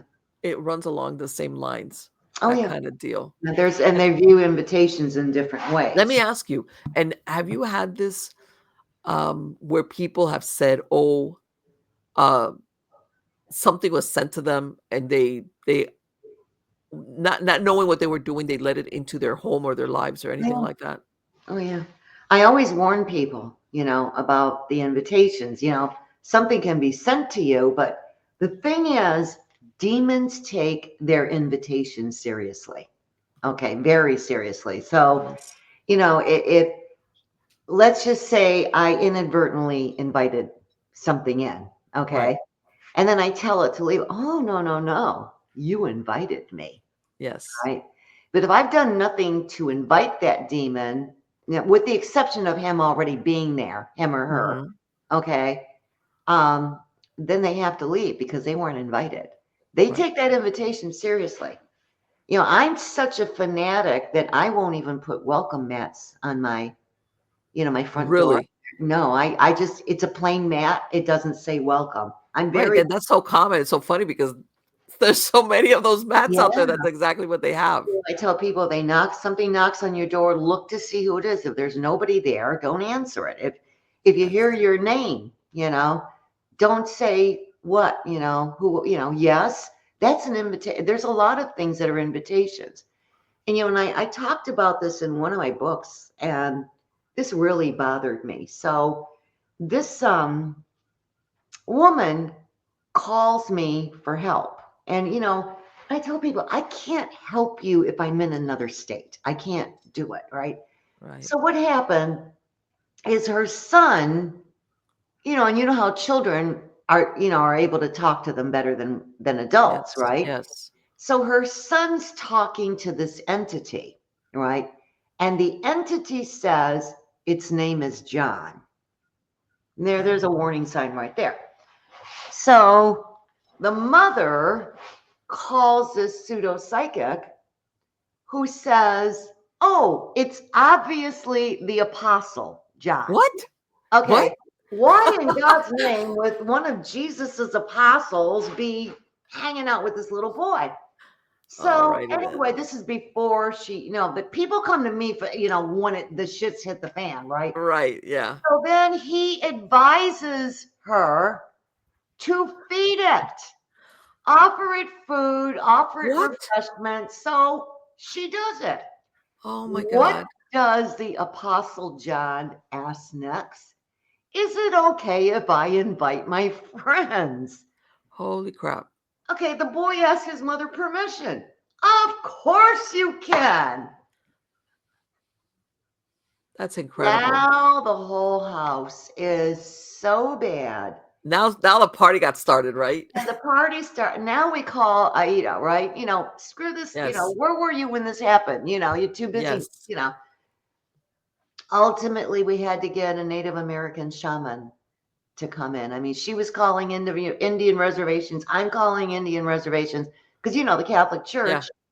I think there's like 152 exorcists in the Yes. entire United States, Yeah. and they're going Mhm. to blow you off anyway, right? Yeah. So, I tried, and she tried. So after, I said, I don't want, and, somebody who's not a Native American who, learns shamanism, because these Native Americans, they're born into it, as soon as Right. they're 2 or 3. Finally, we got somebody, and he had to call in tribesmen to help him. It was that bad. Where does how did this start? The source? Did he ever was it where they lived or No clue. let No me tell you clue. something. People have to be real careful with their thing of their kids. Yeah. And that let me tell you something though. That thing about the Apostle John, that's the first I've heard. That is It's the most, incredible. and that's, how much did you pay this guy for? He'd Yeah. been guiding her along, telling her what to feed. And it's like, right there, right there. His name is John. I don't think so. These entities come up with some crap. You know what I Well, mean? no, and sometimes, and I mean, I know some kids are more imaginative than others, but you hear about these stories that people say, "Oh no, my little boy or little girl, they have an imaginary playmate," and I'm always like, "What? Yeah, me too. What?" You Yeah. know, because I have 5 children of my own, and one of my kids is like, it'd be like, "What's wrong with you? Come here." Who are you Like, talking to? I want who are to, you talking to? What? What? yeah, yeah. You know, My mother wouldn't let me have dolls. I never had a doll my whole life. really? Yeah, Because of because the she was what? The always afraid that I would, bring in one of these spirits that I was talking to, and they would, take if I like brought in something, she was afraid that, oh, she was bad about dolls. She's like, oh, no, no, in Cuba, no sé, I say, well, no, it's her mother. Her mother was a santera también. So right, her mother wouldn't let her have dolls. So I never had dolls. right. So And I'm grateful now because you got to be careful with dolls too. You got to be very, very careful. yeah, and I don't know if it's because of the. As a matter of fact, Was it in that movie, The Conjuring? That the Warren Yeah, supposedly I never that was saw that movie. Everybody that was talks it's supposedly based on a real but that the main thing was the doll thing. the doll. What was it? Start with an A. What's the doll's name? A Raggedy Well, no, what happened was, in reality, the doll was a Raggedy Ann. But when they made the movie, they were told, the producers of Raggedy Ann, the toy manufacturer, said, you can't use that, because before then, anybody that has a Raggedy Ann is going to start looking at their doll like, you can't demonize the Raggedy Ann doll. But in reality, as a matter of fact, I think they have the original Yeah, doll the Warrens have it. Yeah, in their museum. in their But museum. originally, it was a Raggedy Ann doll. Oh, wow. And they just had to, they made some doll up for the Annabelle. movie. Annabelle. That's it. Annabelle, right. Yeah. They made it, they made up a type of doll, but that wasn't the original doll of the occurrence. And they keep it. And I'm thinking sometimes, I look at these people with these museums, and I'd be like, I don't know about that. Yeah, Having yeah, all these things together in yeah, one place. yeah, I yeah, wouldn't be like that. That to me would be like, no, not really, not really. yeah. Let me ask you. People that collect anything I that's know, that's why I look at that and I'm like, come on, what's wrong with you? It's like, what advice do you have for people using the Ouija board? Because there's always so many theories as to should you, shouldn't you? okay, my advice is this. First of all, it's not the board. There's nothing wrong with the board. It's a board with letters and numbers on it. Okay. Okay. And the planchette is just a plastic thing with a little glass, or it's a person. Okay. And I advise that no one do it. It's because you're calling in entities. Yeah. The person is the problem, not the board. Okay. Right. And I'm very much against them because, what are you going to have? You're going to have mostly neophytes dealing with them. Yeah. Seasoned practitioners, we want to talk to spirit. We'll just talk to spirit. So who's going to use these Ouija boards? Look what happened with The Exorcist, that movie, The Exorcist. Yes. That was really a little boy. Yes. Okay. He and his aunt, I don't remember, I think her name was Harriet or Mildred or something like that. Oh, you know that she was a spiritualist. Yeah, she claimed to be a spiritualist. And so they're screwing around with the Ouija board, blah, blah, blah, blah, blah. She dies, right? You want to talk about an invitation. The demon starts knocking. Oh, it's your Aunt Harriet. Yeah. Or Mildred, whatever her name was, right? Right. There was the invitation there. Right there sure. was the invitation. Okay. Yep. So they're talking to, Aunt Harriet, blah, blah, blah, blah, blah, blah, blah, blah, blah. And we all know what happened after that. I think it took 6 months to finally get rid of all the demons that was in that little boy. He just recently died. He became a rocket scientist. Right, in 2021. Ron Hunkler. Yep. Yes, 2021. And you know what? The lady he was living with, which they never mentioned her name, she kind of said that he lived his entire life in fear that people would know he was the boy that the story was based on. Oh, poor guy. But, he must have, I don't know, if there was a guy that wrote a book and he went and interviewed in the neighborhood where he grew up in, all right? And they and they were saying that he did not have friends. He was like a real jerk, for lack of a better word. He didn't have friends. He was like a mean-spirited. And he says there was a couple of guys that he interviewed that he says, well, we were kind of his friends, but not really. But he would do stuff like, he says there was this one dog in the neighborhood who was like a mean dog, but he loved the dog. And he said one time, this guy calls him and says, hey, come over to my house. So he says he goes up to his house and he says, all of a sudden I hear the screen door in the back of the house like slam, open, shut. And he says, I was out of there because what he would do is he would sick the dog on kids. Oh. So he says, as soon as I heard that back door like open and close, he goes, I knew what he had done. So he says he called us out of the yard, calls him on the phone, and he's cracking up, going, ha ha. No, the kid was like, oh, so he had something attached to him to be, or maybe he was left over from and another then lifetime. But you know what? He grew up, he became a NASA scientist, but they were mentioning that he was estranged from his 3 children. So I don't know. There's very little known about him per se in his personal life, except when he died at the end. But Yeah. the person that was with him said, "Oh, he was that on Halloween he wouldn't stay at home. That he always was in fear that he would be ID'd as the Oh. kid that was." And because this happened in 1949 was when the actual exorcism, whatever took place. But yeah, no, he wasn't like the nicest kid originally to begin with. Hmm. I don't know if that was the source of it, Yeah. but by now the 4 Jesuits that were the ones that did the exorcism, they had died and everything. But yeah, like you said, they were there. It wasn't like a one-shot deal, like, oh, here it is, poof, Yeah. you're done. No. Now, did you hear the rumor that, towards the end, that one of the Jesuits made a deal with the demon and said, just come to me instead and leave the little boy alone? And No. that they had to lock him up somewhere in No. that. No, well, that was in the story. They wrote that into the story. William Peter Blatty. Because the original story, there was a reporter from the Washington Post Uh-huh. who wrote the story about the boy back in 49. Okay. Okay. Fast forward into when William Peter Blatty is researching for his book. Because, first he wrote the novel.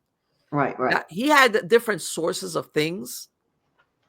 But one of the sources that he had was that story. And of course, he added stuff to it. Right. Now, I will tell you, the hospital, there was in St. Louis, and the Jesuits had established that hospital. It was called the Alexian Brothers, but it's the Jesuits. Mm-hmm.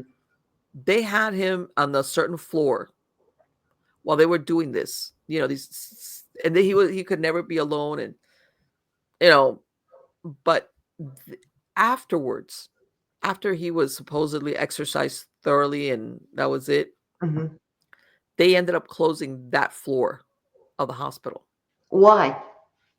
Good question, right? Why? Do you have any Why? suspicions? To me, it's like, why would you? If this thing was totally exorcised, why would you close down a perfectly? They said that the priest who was in charge of running, he just closed. I guess it's a wing or a section of that floor. Uh-huh. He just closed it down. Everything closed it down, and I believe they didn't reopen it to like 1978 when doing renovations or tearing something down. That they reopened it, but all that time they closed it down. Wow. And the 4 priests, they what they did say was, one of them, which I think was one of the last ones that passed away, he says, no, he never, like, that thing of the urinated on himself, or, the pea soup thing, projectile vomiting. But that he would speak like in Latin. And sometimes he goes that there was, and he saw him sometimes, like the Uh-oh. the hospital bed move, certain things. Like, obviously they were convinced he was possessed. Not as dramatic as what it's portrayed. Obviously it's Hollywood. Yeah. But that thing that afterwards they closed down that wing, that portion, makes you think, okay, Something's still there. Something's still there, or something along those lines. Yeah. And yes. So And the guy, the priest, well, he's still a dude, yeah. that was speaking Latin, he didn't speak Latin before? Well, see, they weren't sure that, but see, if apparently, back then, they would do the rites of exorcism in Latin. Right. All right. Right. And obviously this kid was smart. He went on to become a NASA engineer. So this kid already was smart to begin with. So at one point he says, sometimes we wondered if he was listening to us. Oh. And would repeat certain, but see, his background, his father was like a non-practicing Catholic and his mother was a German Lutheran. Okay. And they went to, I have to laugh because it always ends up on the Catholic's doorstep. Yeah, exactly. They went to her pastor, her German Lutheran pastor, and he's like, this is beyond my pay grade. Yeah. Go see the Catholic priest. Yeah. And that's when the family, well, The husband was already Catholic, even though that's when they converted to Catholicism. Okay, when all this started happening, and the only ones that helped them supposedly was, but they didn't seek her out. She was the one that went to them after the pastor said, "Look, the pastor was like, us Lutherans, we don't have rights of exorcism." Wow, they don't. Not really. No, they don't. They don't. Whoa. So yeah, that's how it ended up. It's my understanding that the preferred languages of demons are Greek, Hebrew, and Latin. Right. And they say that's one of the there's a doctor. I don't think he's practicing anymore. His name is Richard Gallagher. And for many years, he was a psychiatrist, I think at a Yale. He was very scientific. They started asking him at some point to come and assess people to see if they were truly, okay, all right, were they mentally ill or not. Or and he wrote a book about it, which is, the book is excellent. What's the name of it? Oh, Demon Foot. Wait a minute. I'd love to get this book. As a matter of fact, I got it. I got it. Demonic Foes. I know it was something like that. Demonic Foes? Yeah, FOES. By Dr. Richard Gallagher. I'm going to get that. And he was like, I think, he doesn't do it anymore, but for many years, that's what he would do he points out that, it's very rare. It's more often than not, it's people with some type of mental illness. But he describes how when he first got involved with this, he was like, "Hey, I'm going to do this strictly, as a psychiatrist." This was very science-based. I'm not no exorcism. I will do this like I would assess any other patient. In other words, right? Mm-hmm. So he says that one day they tell him, "Hey, we have this lady we're going to bring over for you to assess. She used to be part of a satanic coven. As a matter of fact, she had been there for many years, but she wants to get out of it. We think she's possessed, but we still want you to assess her from a psychiatric." So he says that the day before, he says he had 2 cats. And he says, "I never had a problem with the cats." And he says that all of a sudden, these 2 cats are tearing at each other. So much so that he had to separate them and put them in separate rooms. He says he had never had that problem before. He says the cats were fighting like never. He says, hey, sure enough, but he's like, okay, whatever. My cats went crazy one day. Next day, he meets with a priest who brings this woman over. And she turns around and she tells him, "So what did you think about those cats last night?"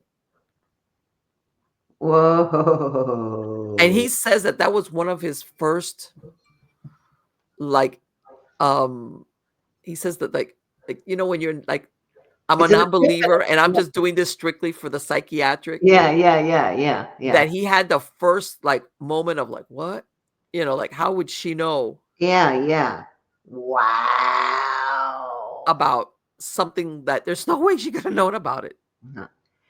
Now that reminds me of something that happened at these paramedics. Okay. This actually happened. It was my ER. I was a charge nurse at the time. And these 2 paramedics, it's not funny, but it is funny. The 2 paramedics are brought in by ambulance. Okay. And they're both going totally nuts. They're just, So what had happened was they were driving their ambulance. Okay. And they get a call that there's a woman laying in the street and she's been hit by a car. All right. So they get her. She's got all kinds of demon symbols on her and all this other stuff. Okay. She was able to talk. And she tells them, but she was very, very weak. Right. That she belonged to a satanic cult. And they said she's a traitor. Right. Oh. And so they put her in the back. So one stays in the back and one's in the front. So she gets stable. So the guy in the back goes to the front. Okay. It blows up. The ambulance blows up. What? Yep. So now they're thrown out, right? They're injured, and that's how another ambulance came and got them and brought the paramedics to us. And what happened to the lady? She died. She was killed She in died an the explosion. She died in the explosion. Yeah.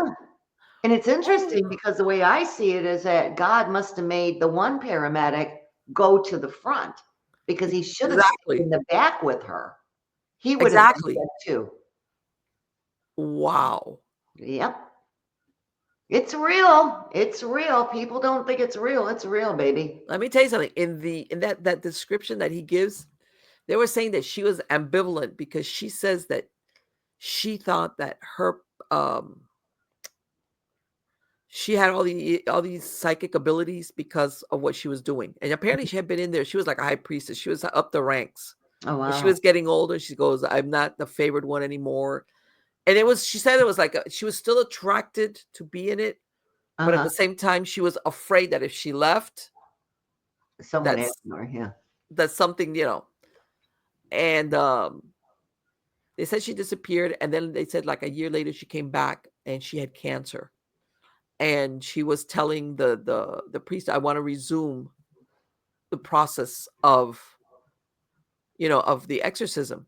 And they said, okay, but we need to get a medical, not only a psychiatric, we need to get a medical profile done on you, especially if you're telling us you're. And she says that after that, she just disappeared and they assumed that she died. Because, especially if you come back and you're saying, hey, I got a diagnosis of cancer.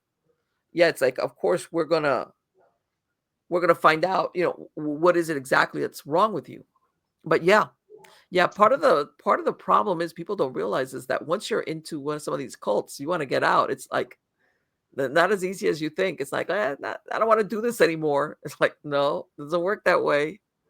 There's some asshole wrote a book, calls himself a ceremonial magician, which I don't believe he is at all. He's just, selling these books.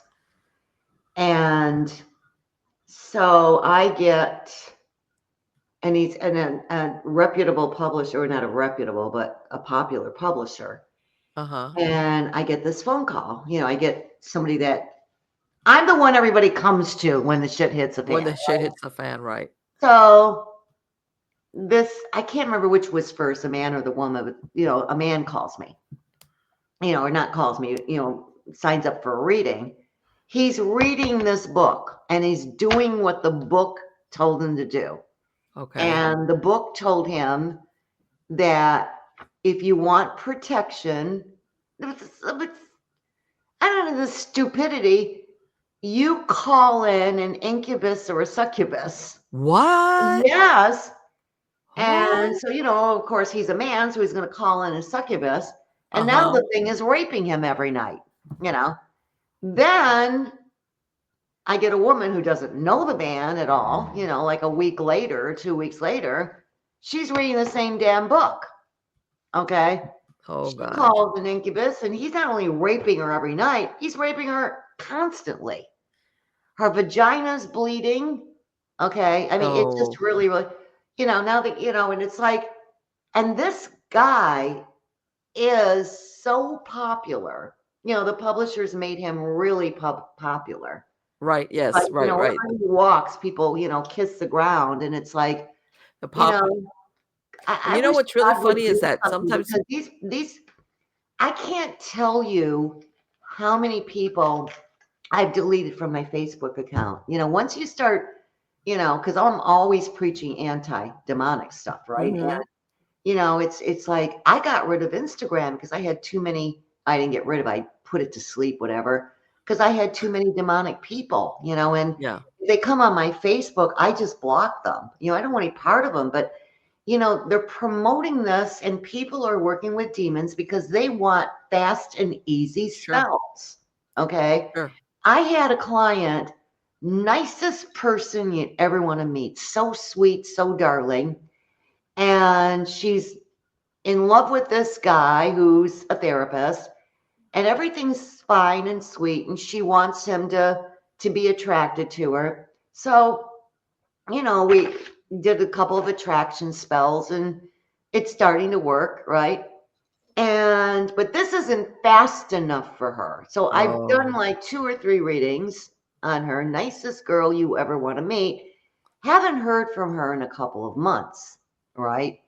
right. And, she makes an appointment for a reading. Now her voice is like this. Oh shit. Okay. And evidently, she paid some satanic worshiper to make him fall madly in love with her. And they're at a restaurant, and for no reason, she gets up, stands on the table, and starts screaming bloody murder at him. Okay. He never wants to see her again. Well, I was gonna say, yeah, that must have been a real And he's a therapist, right? And she wants me to fix it. And she kept going on and on about, and I'm not going to say the demon's name, okay? right. And I do not allow people, except for Satan, because everybody uses that, and Satan's not Right. for them. And so anyway, she says the demon's name. And I said, please do not repeat that name again.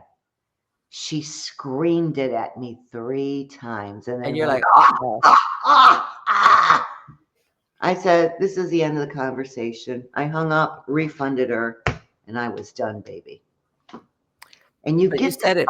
that. People want instant gratification when it comes to that. They want, like you said, the instant, I want like you said, can you imagine? It's like, I want you to get him back. And you're like, there's no spell that's going to get anybody back after you stand on a table and scream at them. It's like, forget it. Forget it. That ship has sailed. It's far off because. And by the way, she did it in the cafeteria where he works. Oh my God. Oh my God. I have to laugh because you think about it. And this man must have been like, what in the world? Exactly. Okay. You need to go. Oh, but that voice, it was just like, whoa. I was like, oh my God, I'm talking to a demon. I mean, I knew I wasn't talking to her. Right. Because her voice used to be like this. And now it's like this. It's like really weird. Hey, I can imagine that you were like, okay, all right. But this is the thing though, sometimes. Sometimes people also, their common sense leaves, because if you read something like you just said, you're going to invoke a succubus or an incubus, is like, what? If I read that, I'd be like, what? Yeah. What are you talking about? But yeah. And I think people like either get desperate or in some cases, maybe they have like it works temporarily, and then it kind of backfires on them. In most cases, it doesn't work at all. Like in a Really? lot of cases, I'll see where the client will be infatuated with the demon and then forget all about why they even started it. Oh, and that's the demon's interesting. like always nice and, very sweet and everything. And they become best friends and they don't get what they want. But now they're best friends with the demon. You know what I mean? Right. And it's like I've lost a lot of clients, through this venue where, they want a miracle from me that I can't perform. Yeah. So then they go off and do something else. And, and I think also, I think a lot of it has to do with the way people have been raised, not from my generation, but other generations where there is entitlement and immediate gratification. Immediate gratification. Yes. Yes. And, people my age, we know better, but, other people, it's just like, no, they're entitled. They're, want immediate gratification. They want it now. They deserve it. Right. And no such thing as working for it. I've never seen anybody, that I've seen I know of one guy who sold his soul to the devil. Okay. And he and his wife are extremely wealthy. Okay. But the problem is they don't go anywhere. They don't do anything. They want money, money, money, money, and they keep collecting money, but they're not doing anything with the money. Right. It's like, this doesn't make any sense to me. Why do you want all this? And they'll screw anybody for money. You Right, know, exactly. why? They get And their then it's clothes at Goodwill. It's like, this yeah, doesn't they even, they have this mental like it's never enough. When they look at their bank account, it's like never enough. yeah, And yeah, they don't enjoy it. They don't enjoy it. It's not like, hey, you know what? Even if I'm screwing people over, at least I'm living the good life and I'm really enjoying myself. Not even that. yeah, Not yeah. even that. It's always, and then I always worry too. It's like, oh my God, what's going to happen to them when they die? It's, And well, that's a good question. Where all of a sudden you have, in some cases you always even think, are these people like, whether they're atheists or stuff like that, or one of these that think, hey, when you die, and that's it, it's over. And then they find out, what do you mean it's not over? yeah, exactly. What? A long, long time ago, I don't know if it was about 30 years ago, I don't remember the movie, but it was genius. And I hate these teenage movies. I hate them, but this movie was great. So these teenagers are in a canoe, Okay. okay?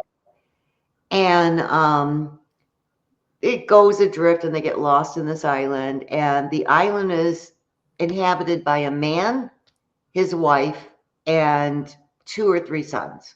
That's it. Okay, Right. maybe I think it's 2 sons. So anyway, the guy is a biblical fanatic. Everything is by the Bible. Okay. And he makes the teenagers do all this stuff. So he ultimately kills there's one girl that's left. Okay. Okay. And they want to match her up with the son. Right. Okay. But everything, he justifies everything by reading, excerpts from the Bible. So she gets really smart. She's, pretending she's in love with the guy. And anyway, the father goes out hunting or whatever he does. And she figured out a way to kill the mother and that boy. Uh-huh. Okay. And the other boy with knitting needles. It was really brilliant. So the man, this is the end of the movie. And I just thought it was brilliant. But you have to understand the Bible to understand the end of this movie. Okay. And he starts screaming at God and telling God how much he hates him. And he says, as of now, I give my soul to Satan. At that Wow. point, she shot him and killed him. There you go. So That's there's great. not That's even great. a That's chance great. to That's say, great. God, forgive me. You know what I'm saying? There's not even a remote chance. I mean, this guy, no doubt, is going to hell. Right. Here's you've got him on an express Yeah. route to you. Can you imagine? Yeah, Oh, it that was would be. brilliant. It was whoever wrote that, the writers were brilliant. I don't No, even I know. know sometimes every once in a while you'll get these sleepers, but yeah, I know what you mean. I've seen some of these movies that it's like, oh, I can tell where this is gonna go. Okay. Yeah. I'm not even gonna bother to watch it. It's like, but the sometimes, yeah, we do live in I think it's a what's this? The mental, I'll give you enough. For instance, my cousin was an emergency room nurse for like 35 years, something like that, for a long time. She worked in different, but the majority of her career was in the emergency room. Okay. And I remember after she was close to retirement, I don't know, we were talking, the conversation came up, and she tells me, Marlene, when we're working, but if it was ready for you to leave, but something needed to get done, you would do it. You wouldn't be like, oh, it's 5 o'clock or whatever, Yeah, yeah, and yeah, you yeah, drop everything and you leave. No, she yeah, goes, you would stay there and finish complete. If something was in the middle of something, right, right. you would do it. She goes, but now, she goes, nowadays, she has all these new nurses. She goes, they will not do anything beyond the immediate, whatever they're told to do, and not beyond any point of that. Like, there's no initiative, no, hey, this has got to get done right now. She's we're not talking here hours or anything like that. Yeah. But they're very like, I'll only do this little because this is what I'm supposed to do, and don't ask me to do any more. Wow. And up to this point, and that's it. And and she, like she said, this is not something that happens every day. It's not like every day they're saying, "Hey, you got to stay and keep working." She goes, "This is just." But sometimes things happen Right. that you got to stay there and finish, complete it, whatever it is. Right. Wow. And she was telling me, and I go, "Yeah, I know what you're talking about," and it's the attitude towards, that this is as much as you're going to get out of me, and not anymore. Yeah. That kind of So deal. sad. That's so sad. Yes. And let me, and of course, what you say, that thing about that they come to you, that they want that person no matter what. Yeah. That they're just like, they don't. Do they ever? Let me ask you something. Do you ever get the feeling when they come to you, like, I want this person, that you might be thinking, whether you tell them or not, like, maybe this is not the person for you? Well, you know what bothers me are the ones that keep putting spells on people. Right. Okay, it's like I don't like that, because and I won't do it. Okay, you put a spell on one after another, and the person becomes a bobo. I don't know how to say that in English, but you know what I'm Right, saying. yeah. And it's like, but the person really doesn't love you. Right. You know what I'm saying? You're just, and they don't care. Right, that's what I was gonna say. Yeah. That they want that person no matter, even if that person really doesn't. And It's that like, bothers me. I know one person that whenever she stops the magic, he doesn't want anything, nothing to right. do with her. It's like, why do that? Then Yes. there's one that, I don't speak to her or anything, but she would do love spells on this guy, and then start big fights with him, and he'd like, screw you, I'm leaving. And then she'll cry. I mean, I fell for it a couple of times, where she cried so much that she threatened suicide. Oh. So I did the spells just to, what I Right. mean? And then at some point I stopped. Well, it turned out she would go to the next person and threaten suicide. It was repetitious. Right. And it's like, It's like, yeah, you know what? If you keep on doing this, there's no amount of spells that are gonna get it, because you're driving them away with that with that weird ass, behavior. But yeah, I've seen that it's like, I want that, and I want it no matter what. Yeah. And And then that's they get it, and then they treat it like dirt. It's like, wow, very nice. Yeah.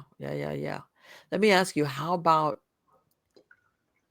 and I know that this happens, how about neighbor disputes? You get any of those? Yeah, I've had my own, baby. Okay. I get them a lot. I And imagine. there's really nothing I can do except teach them what to do, because I can't go over to their property and put this down and that down. They have to do it. You know what I mean? But I mean, if the neighbor is just completely out of control, then I'll do a binding spell. Or, I don't just indiscriminately do binding and cursing and crossing. It's got to be a very good reason. You know what I mean? I just took one cursing and crossing spell, first one I've taken in over a year, because this guy scammed this poor woman out of every penny she owned. So I mean, I feel justified doing that, but I'm not going to curse a neighbor.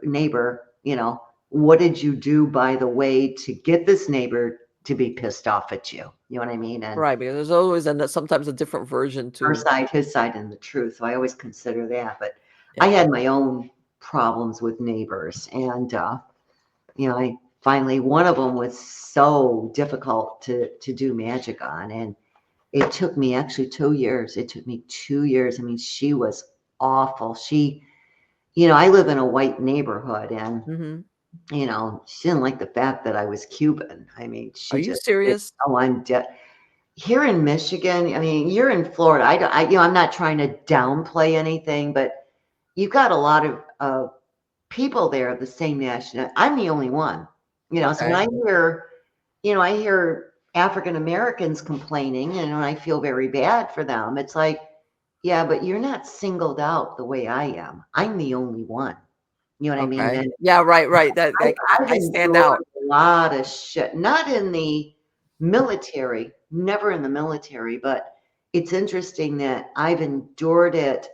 I've endured years of it in the hospital.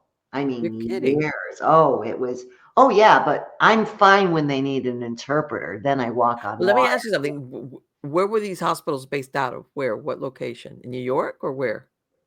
Outside of Detroit.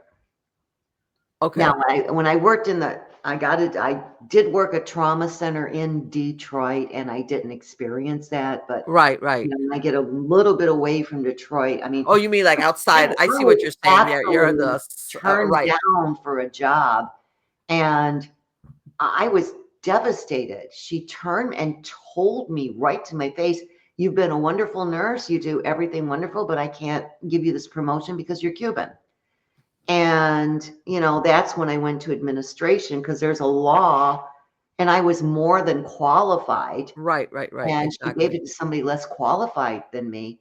And there's a Uh-huh. law that says if you accept, it's called Hilburton, that if you accept Medicare government funding, you have to Right, honor the Hilburton Act, which says that if you have a minority who is right, okay, right. that you have to give it to them. And I went to them and I was like, have you heard of the Hilburton Act? Boom, they promoted me. I was gonna say, I'm sure they had. I'm Yeah, sure they had. It was like, and what? I was devastated. But I get, oh, here comes the Spix, and Oh I my all God. kinds of, if they provoke me and I get a little upset, oh, there's that Cuban temper. No, Right. No, it has that's a nothing to do with human my being temper, nationality. you asshole. It's like, so That's no, another you know, thing. I imagine you have people that at workplaces, there's stuff that happens at workplaces as far and sometimes it's not even discriminatory. It's that you just happen to either a boss or something that they're jerks or they just, and I sometimes I think, man, what did they hire all the psychopaths running around, like and give them positions? It's yeah. like, what is this? You Yeah, know? it That's happens, so it's so what like, happened? How did you what did you do eventually? What you just well, see, this is the thing. Hopefully, sometimes when you work in a large enough area, I guess, or thing, you can move away. You know what I'm saying? If you come across somebody that's a problem, yeah, yeah.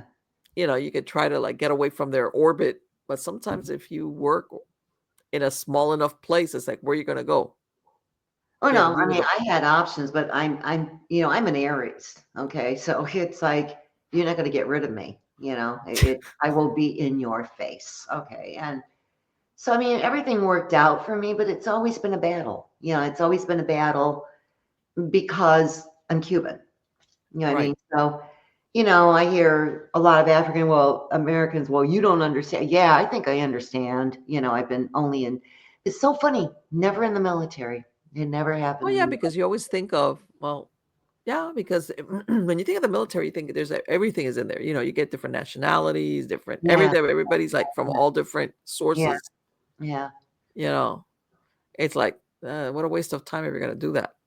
The doctors, no, I never had a problem with the doctors. I just had problems with nurses and all the way up. You know what I mean? The That's funny. nursing And nurses. supervisors, the CEOs, and that was a battle. But honestly, I got to give the doctors a break. The doctors, no, but No, the but usually doctors, because you always think everything, this is of course in the way not the way it is, the way shoulda, coulda, woulda, that you think it's a meritocracy. Okay, you give the promotion to the person that does the best work, whatever, the best qualification, the best whatever. That's it. That's as far as it should go. That's how right, you should judge somebody for hiring, promotions, or everything. But right. the way you want it to be is not the way it always is, though. Yeah, yeah. And now Yeah, it's kind of gone in the, way opposite direction, which I disagree with too. yeah, It's like I know what you mean. you I have know to be exactly what you mean. unqualified and a minority. It's like, no, it Yes, shouldn't work that way either. that presents a problem. Meritocracy should be the how is that the basis for everything. Right. The merit. Do you know it? Are you qualified? Right. And that's it. That's it. That's all. That's as far as it needs to go. Yeah. Exactly. Whatever it is, okay, you deserve it. You know it. You're the Right. best of Right. the Right. group. Right. End of story. But Right. again, what's that's the thing about the fair? It only comes to town once a year. The thing about being fair.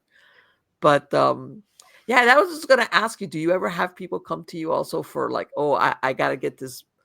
Because I'm thinking, if you've got a boss that's giving you real grief, what can you do? Do you get them out of there, or do you do something to get the No, boss out of you that do department? sweetening spells. You do sweetening spells for the boss and Yeah, the client, and they usually work. yeah, and they Usually work. start getting But along you together. got to hear the whole story. Sure, What sure, you sure, sure. do to piss off your boss. You know what I mean? Oh, yeah.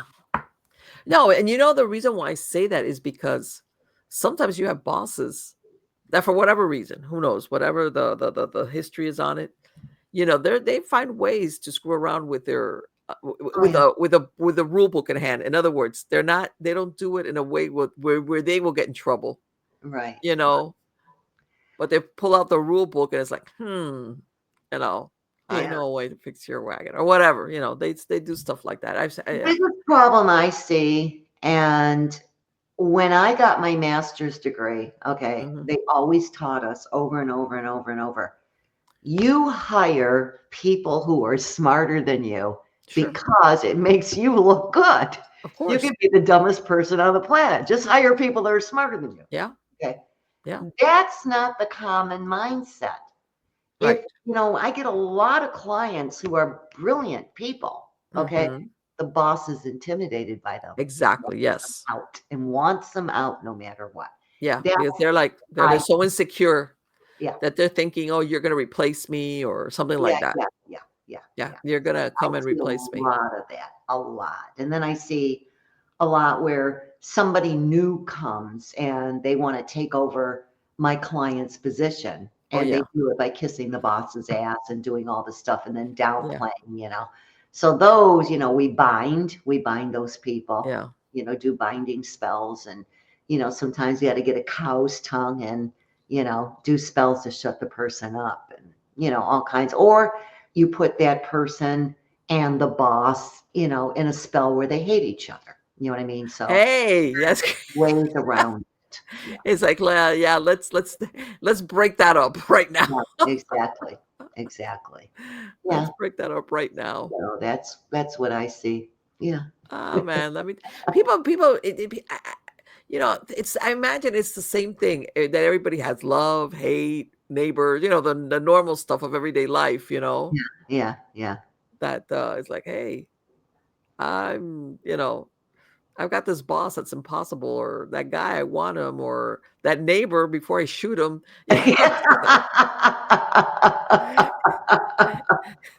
Oh, I endured some stuff for 2 years. I put spells on this woman, and So what happened? How did they move? She moved away? I gotta be careful what I say because she's still there, but Oh, I haven't I haven't seen her heard her ass in almost 2 years, but all right. All right. That's it's good. like, but boy, she was tough. That is one person, it's like whatever spell I worked, I did, she was tough. I had to do one spell after another spell after another spell. I mean, And oh you're my like, man, whenever I'm throwing the kitchen sink God, at her. it was awful. Then finally, and that's what I tell people with spell work, you're not going to get anything really with one spell. You have to, Right.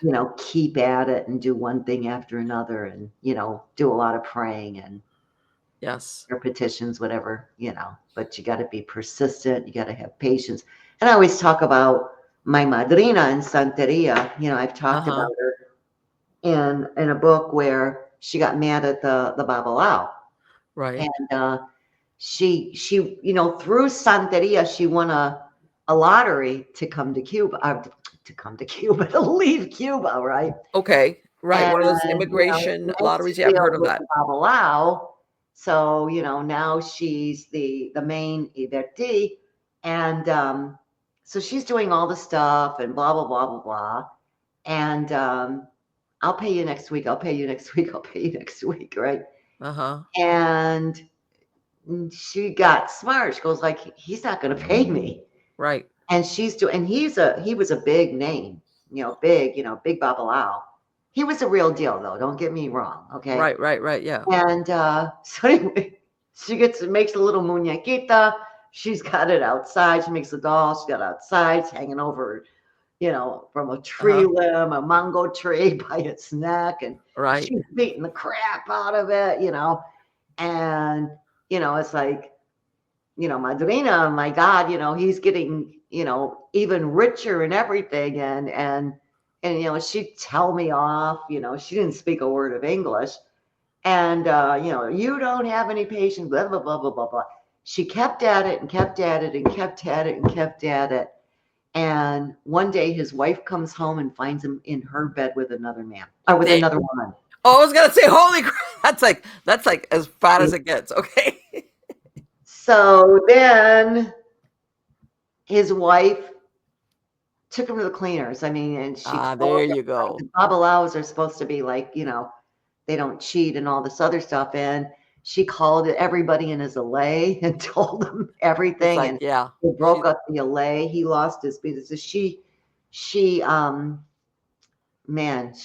wiped him out. So he ended up losing he lost his botanica. He lost everything. And when the madrina was like, yeah, just sit back and watch the show. And her persistence is she brought him down. She brought him down. It was, you're not going to pay me, but you're going to pay one way or the other. Yeah. So, I mean, it was kind of funny that his wife ended up being the catalyst, right, for his downfall. Yeah. When, like it's almost like an open-ended thing. I don't know how this is going to happen, but we'll see what happens. Something's going to happen. Yeah, exactly. And if you think about it, the one really that it sounds like that would have had the power to dismantle everything would have been the wife through a divorce proceedings. Yeah. Yeah. But they were a happily married couple. I don't, not happy enough. I'm just saying. But it's just so funny the way how spells work. You just never know how they're going to work. But you know what? And sometimes it's really weird because you think maybe this lady, his wife, this is me just making stuff up. I'm just gonna maybe this lady suspected for me maybe a long time that something was going on. But no, this woman. And maybe the one day that she that's why she went straight to divorce. No, that isn't because what happened was, I'm going to tell you, I didn't write about this. Okay. So what happened was, because I would hang out with Cubans, right? This is when I was temporarily living in Florida. And the wife went someplace, I forgot where. Okay. So she says to me to watch him. I don't know what I was watching or helping or something like that. Right. And so all of us Cubans are on one side of the pool. Right. And there's this woman on the other side and nobody's talking to her. Right. And they're like, I'm like, who is she? And nobody knew. So of course, push Aida to go find out. Right. And I go and talk to her and it turns out she's Puerto Rican. Okay. So we had a nice conversation. I come back, oh, she's Puerto Rican, but nobody's getting together. Okay. Right. And I'm like, geez, so anyway, I didn't think anything of it. You know what I mean? And so I don't know. I ended up going home, and I'm not cleaning up. It's not my job to clean up after him. Right. And so anyway, evidently, the wife, something happened that the wife had to come home early.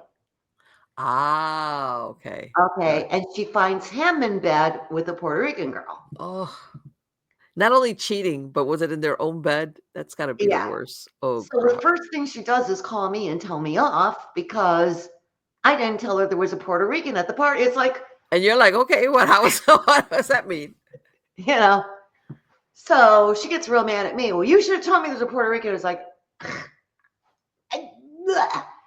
but anyway, poor girl. I mean, she was just devastated, but she made him pay. It was really weird. I still don't know who this. Obviously, he must have known who she was to go to. I was gonna say yes. So I don't know. But yeah, I think that what happened was, like you said, one of two things. Either that or the reason why she came back early, unexpectedly, how's that, is what really clinched the deal. because he was I'm sure he probably thought, oh, she's gonna be away till whenever. Yeah, we all did. Yeah, yeah. And all of a sudden she finds out, nope. Well, that right there was the linchpin, was like, what happened that she decided I have to come back Right, early, right. you know. But yeah, sometimes things happen and you're like, wow, out of left field. And you're like thinking, okay, well, and did I take it he never paid her, right? But he lost everything to No, go. he never paid Madrina, never See, paid I her don't one understand. It's cent. like, why would you do that?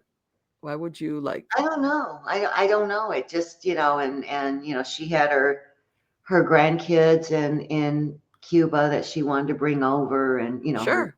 and only reason she got over was because she won the lottery. There was some Right. sort So of she's lottery. thinking, I don't yeah, know anything about it, but there's some sort of lottery over there. At least Fidel had that lottery. I don't know. right. But yeah, at the end of the day, you need money. You need money to live. Yeah, exactly. You need money to live, to like whatever. And then of course it's like, but I'm telling you, the sometimes some of the things that you hear, um that well, like you said, he wasn't supposed to be doing it, but I can imagine he lost face with all the people that Oh yeah, were yeah. They around broke him. up the LA, and that's how I ended up leaving. Oh, You and know, you were like, I'm out of here. I don't want to be the the and I babysitter. was one of his. I was one of his evictees, so evictee. So Uh-huh. he needed me really bad, and he needed her. She was an evictee. The only thing is, I never accepted any money, and he'd Okay. always have the money in my face, here, here, here, because I felt like I was doing it for the Orisha Olunmiga. I didn't feel like I was doing it for him. You know what I Right. mean? So I said, no, this is my service to Olunmila. But it was so weird how he'd offer me the money, but he wouldn't offer her the money. Right. Thinking back, I should have taken it and given it to her. Yeah, but you're like, yeah, how old were you? You were young. You didn't know any better. Yeah. That's true. That's true. That, what is it in hindsight? Every 2020 Yeah, in hindsight. yeah. Exactly. But Yeah. Well, there was a well, good. so let me ask you something. What do you got plans for? Are you going to be going to any events or anything like that, or writing any books? Oh boy. So I have a book that's being published in this fall, Okay. and it's called Traditional Hoodoo and Conjure, a handbook of spirit spells and root work. I got Okay. that. And then I'm writing a book. There's a smaller publisher, and he's just starting out, but he's a brainiac when it comes to business. So he's going to be big. So I'm Okay. writing a book for him right Okay. now. And oh my God, every obstacle that I could ever encounter, I've encountered with writing this book. It's like, ay. So, Okay. but I'm going to be doing a presentation in Ohio at the Buckland Museum. And then I'm Okay. going to be doing 2 other witch shops in that area. And that's about it for that I know of. Okay. I might be going back to New Orleans in August. I don't know. Let me tell you something. Um, I imagine, and I hate to say it, but it is. I think New Orleans makes a lot of their money is from tourism, and I Yeah, think this event is going to hurt them tourist wise, because people are going to be like, wow, people they get scared when yeah, with good reason. yeah, And by the way, they told me that is, I remember, and this was, of course, many years ago, that you could go to any of the cemeteries up there. Like, you could just go in there, but now they're charging people. You can't go into the cemeteries. yeah. I wanted to see the cemetery that Marie Laveau was at, and Right. so yeah, you have to pay. It's like $25, I believe, and it Right. has to be a tour. Right. Like, you could just wander in there and just walk I around. But after I saw the money that people invest in these places, I think it was a shame that they allowed people to go in there freely, because these Well, people pay really really big money. I mean, these are the cemetery belongs to the archdiocese, and right. people would come in there and trash it, Yeah, and vandalize it. Yeah. it's just really bad. So I think the price is a little steep. You know, I Right. think $25 is a little steep. And then you have to endure the tour guide who blah blah blah blah blah blah blah, and it's hot out there. You know what I mean? And Right. Yeah. my sense would be pay $10 just to enter. And then have somebody around there just watching to make sure that Right, nobody does something. exactly. Rather than listen to this tour guide talk and talk and talk and Yeah, talk. because Coño, hace calor aquí. You yeah, know, it's just it's like no. yeah, like let people wander around and look at the different Yeah, yeah, whatever's there, you know. yeah.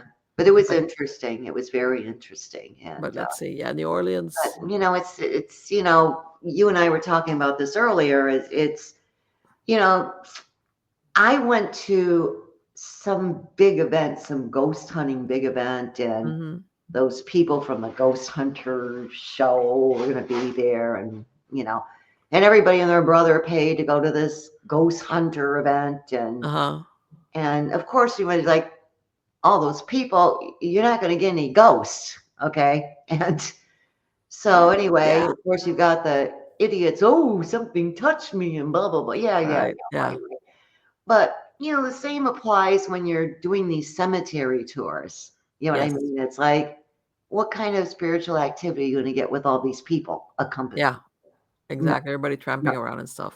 No. yeah, No, very, very seldom. It kind of like it just like dampens it down. yeah, I mean, yeah, if you're going to go for the historical significance, that's different, you know. yeah, yeah, But if you're looking for like the paranormal or whatever, no, yeah, no. And exactly. still $25 is you know, that's a steep price to walk around. I would say, and I'm surprised that the cemetery still belongs to the archdiocese. I thought it belonged to the city or With all the something. money they're making, no, I mean No, they're no, no. I would think that they would have be like, man, don't charge as much and just make sure you have a couple of people in there that are watching to make sure yeah, nobody does something yeah, stupid. You yeah, know, like vandalize it, and that's that. And you'll have more people going in there. But yeah, when I heard it, I was like, what? Because like I said, many, many years ago, you just wandered in there. no. That was that. No. I mean, it But was impressive to see, how they do it, and you know, it's different over there. It's yes. interesting, but it wasn't worth $25. Yeah, that's what I'm saying. Yeah, but people end up going there because what is it, St. Louis Cemetery, and I mean, God knows that New Orleans has a lot of history that's very, very interesting, very Yeah. interesting. But Then they have yeah, some sort of a night tour at another cemetery. I don't know what it costs, but you but know what's really funny? You know that the ones that held New Orleans the longest were the Spaniards. That's why all the streets are in Spanish. Everybody thinks of New Orleans as French. No, yeah, yeah.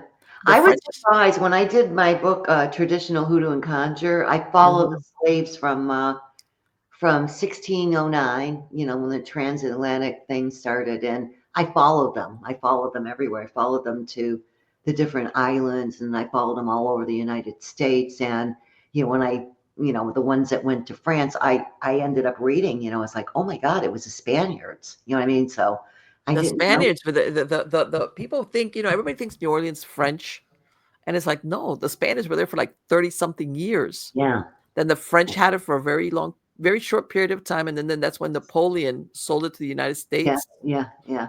and then the I Americans think visit. I think it switched hands a couple of times though But it between. was the majority. That's why when you go there, all the streets, Yeah, some people go Rue Royale or this, and it's like, when you wander around, the majority of the streets are in Spanish yeah, because the Spaniards were the ones. And as a matter of fact, Cuba had a very direct New Orleans and Cuba because it was a Spanish colony in Havana and in New right. Orleans. They had a lot of trade and stuff like an overlay. But yeah, Yeah, if you read, the French as a matter of fact, were not there that long, but everybody equates like the French with New Orleans, and in reality, it's the Spaniards that were there. yeah, No, but they call it Creoles, criollos. yeah, yeah. That's really the translation for it. Yeah. So I was really surprised too when I was doing the research for this book. Yeah, I did a lot of research just for one chapter. It's like, Mhm. but I never like to screw anything up. But my mother used to talk about the Chinese being in Cuba. Yes. And, my mother was a queen of bullshit. Her and my uncle, they were the queen of bullshit. Evidently, they had microwave ovens in Cuba in the 1920s and computers, by the way. So, I mean, Okay. she's always talking about the Chinese. And I always thought she was, with her bullshit again. Uh-huh. And then when I did this research, like, oh yeah, they had Chinese, and the Chinese came over here to work on the railroads from Cuba. Yes. I didn't know any of this. Oh, I mean, Yes. I, Yes. it's just so hard to believe my mother, because no matter whatever you showed her, they had it in Cuba. And Okay. in other words, you're every time she tell you something, you're like, really? Really Yeah. sure about that? All right, Mom. But yeah, no, I remember when I was growing up, in my grandmother's house, there were Chinese. And no, Oh, I thought you were going to tell me he there were was no, computers. He was fully Chinese, and his wife was half Chinese. And you know what? One of the things they set up in Miami, they set up. This was in Cuba when nobody had came over after Fidel and all that. They set up instead of a Chinese market, they would supply the Chinese restaurants. Oh, They made it really big. He oh, was smart. good. And I remember his wife's name was Asia. I've never forgotten that. She was half Chinese, half Cuban, I guess Spaniard, and he was fully Chinese. Uh-huh. They were friends of my family for many, many years. And that's what he got in. That's what he opened his business in. He became like a wholesaler, but he was supplying all the Chinese restaurants. And let's face it, Wow. everywhere you go, there's a Chinese restaurant. Yeah. The family did very, very well because they went into that. But Good yeah, for they were them. from Cuba. People don't realize that. That's what I'm saying, that in Cuba, there was always a mixture of different, Yeah. ethnicities, cultures, races, you name it. Yeah, but if you knew my mother, you wouldn't know what to believe or what to disbelieve. It's like, It's like, okay. But anyway, it has been wonderful. For my podcast listeners, what's your website? oh, missaida.com. Okay. It's MISSAIDA.com. Yeah. Yes, very simple. Yeah. Very simple. So let me ask you, if somebody wants to contact you for any type of work, do they have to live close to you, or can you do it remotely, or what? No. So if they want a reading, I do phone readings. Okay. And if they want spell work, it just I'll do the spell work, but it depends on what the spell work is. Okay. I'm very, very, very selective. Okay. And because spells have to be justified. Even love spells have to be justified. Right. I always tell my clients here, I have a Facebook page. It's missaidapsychic.com, and everybody knows. And now I'm going to make sure everybody knows it. I'm madly in love with Andy Garcia. Okay. So I could never have. Let me tell you something. He's aged well, by the way. He's aged very well. Oh yeah, baby. So anyway, moving on. Oh, yeah. No, he has. Some stars in their youth, they're wonderful. And then all of a sudden you're like, oh, time was not kind to you. But no, he looks very good. Oh God, he's hot. Anyway, moving on. It's like, let's just say hypothetically, I lived across the street from Andy Garcia. Okay. Right. And he's happily married, but I want him, and I do a love spell. Who am I hurting? I'm hurting his wife. I'm hurting his children. I'm hurting his grandchildren. That's why I'm very, very careful when I do, if I decide to do a love spell for. But the repercussions are. Yeah. Because you just don't, it can hurt somebody. It can hurt a lot of people. So you don't. Let me ask you, have you ever had somebody who's done the love spell that works, and then they change their mind and they're driving me all crazy? the time? Really? And that's another reason I don't like doing them. That's funny. All the time. That's funny. I changed my mind. God, get him out of my hair. Oh, I love the ones where they don't know their last names. Oh. It's like, really? You're in love with this guy. You don't even know his damn name. Yeah, that's a Or problem. the ones that are in love with the person they met on the internet, and they want a marriage spell even though they never met the guy. Wow. That's crazy. Like, ooh. Right, exactly. It's like the I'm in love with the idea of being in love, even though I don't know. Let me tell you something. I've heard some real horror stories about stuff like that start on the internet, and then later on you're like, what? Yeah. It's like, people don't look exactly like what you thought, or it just Oh, turns out yeah. to be a totally different person than what you expected. Yeah. And people are throwing love spells. It's I awful. find that Oh, hilarious. I'm engaged. They actually get engaged, even though they never met the person. That's another thing. And you know what I think? God, what was it? The other day there was a show that, and I saw it. I can't remember which channel. I think it was Netflix, but I'm sure I haven't watched it. But it's about women. Mostly it's women, by the way, who go or become engaged and married guys that are in prison, sometimes on life sentences. And I'm like, Wow. there's got to be something wrong with that. Wow. You know, why would you, besides the fact that this person is a convict, and let's face it, if you've been sentenced for a lengthy prison sentence or life, you must have done something really bad. Yeah. Yeah. It's impossibly even murder, right? Yeah. Yeah. And they hook up with him, and I'm like, this is incredible. Yeah, they like the bad boys, Okay, yeah, but that's like, and the So bad. one of my clients, she was he's um half Puerto Rican and half African American. Okay, And she was like, I can see how this happens. So, and this is why I'm going to be the devil's advocate here. Okay. So, she's been dating him for years and years. She's African American. She's been dating him years and years and years and years and years. And they got into a fight. And she blocked him like an idiot and then unblocked him, but he hasn't called her. So she's like, you have to call him. So I call him and I pretend I'm a very, very, very old woman okay. whose name is Maria. Uh, I got the wrong number, right? He believed me. okay, And I couldn't speak English. That was the other thing. okay, So I had this little accent, so he automatically picked up that I speak Spanish, right? right, He was so pissed, and this is a convict. Okay, I forgot to tell you that part, the worst part. okay, He's a convict. He's been in prison, in and out. Okay, okay. and he was so sweet to me, And you're like, oh my God, let me and remind he's myself. telling me, how to dial the phone. Don't make sure that I don't hit this wrong number instead of 10 minutes. And I hung up. I was like, this is the sweetest man I ever talked to in Right, my yeah, like if you didn't know any better, if you didn't know his past. And I knew his past. Right. I knew his past, and still, so I can see that. I can see I fell for that Latino charm. Yeah, but the thing was he still behind bars though, or was he out? He was out.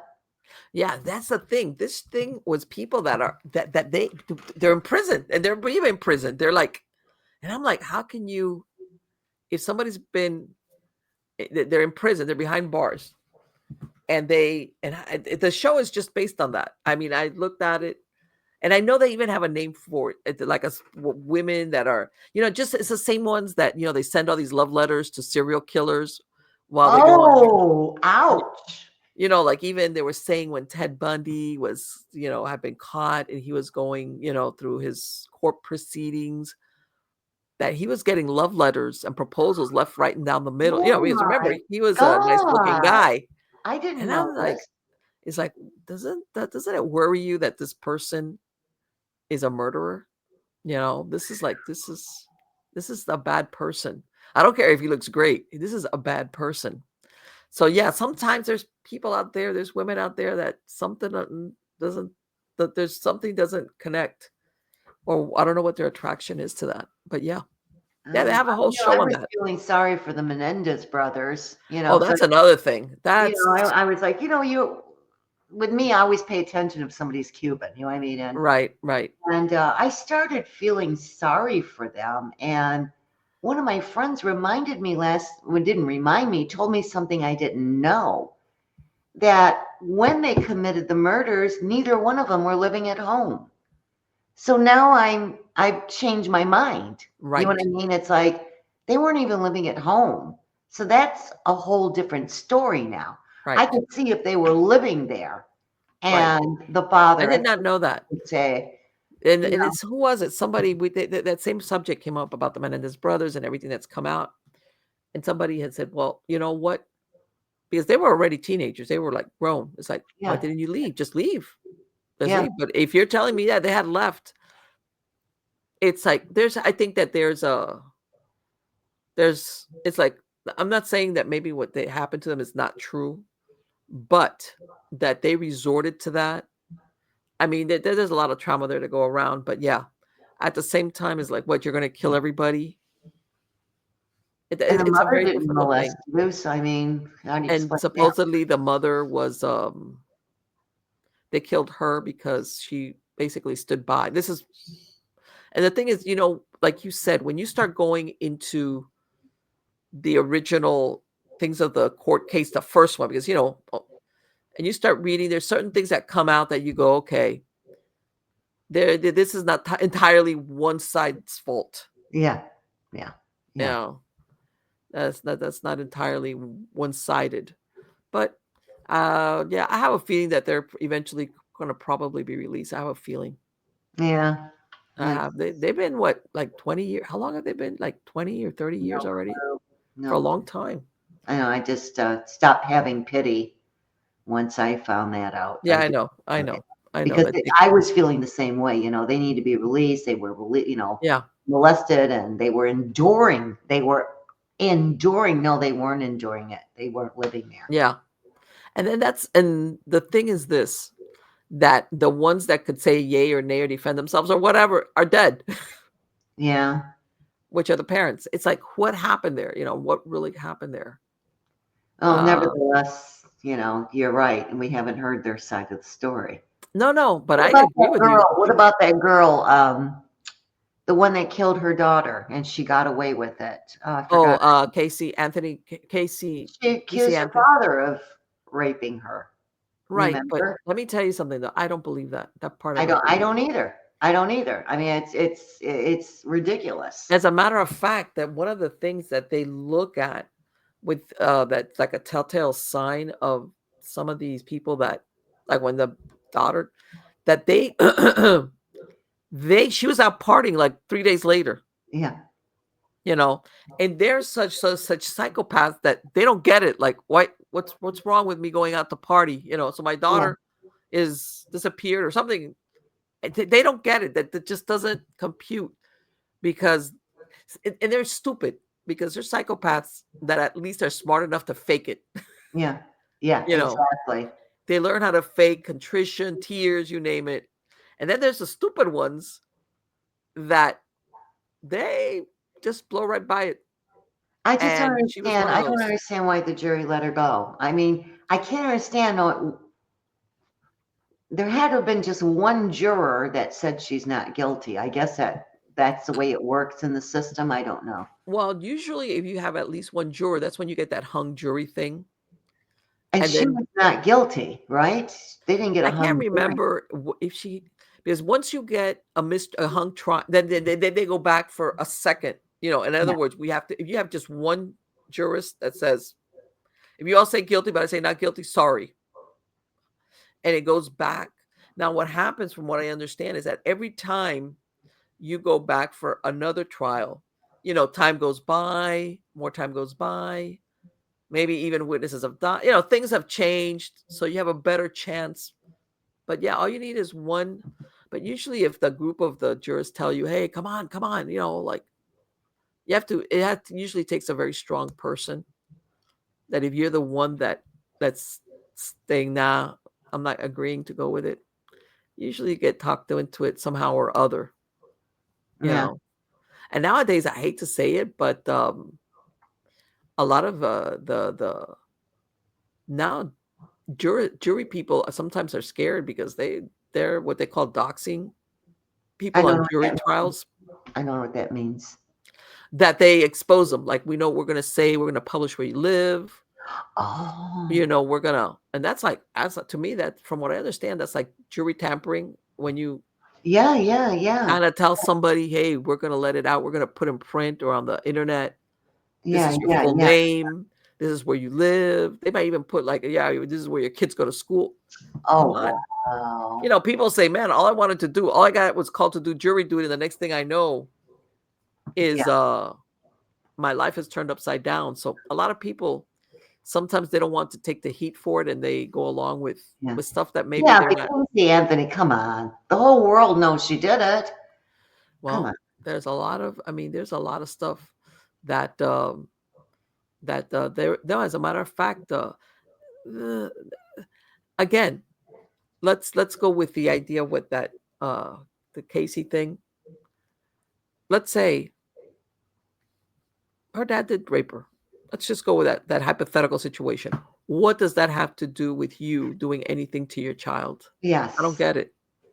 But they let it in. They allowed it in, and that.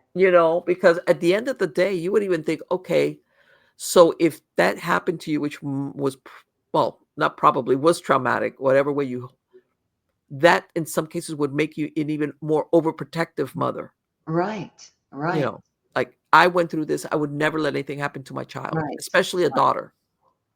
Like, there's never. And see, this is the thing. She was giving that child over to her parents to babysit all the time. So if this happened to you because of your father, why would you let your child Exactly. in their care? It'd be like, no, never. I would never allow that. So yeah, there's a lot of, but everybody like everybody that kills somebody's insane kind of deal, like hoping that'll stick kind of whatever. Yeah. But yeah, let's see what happens. It's an interesting world. I love talking to you. It's great. We got to get together. We got to get together. All right. It has been wonderful. Oh, and I want to wish you the best of luck and everything. Okay. And of course, I'll put a link to your website on the credits of the show. Okay. Thank you. Thank you, sweetheart. Okay. It has been on. Bye-bye.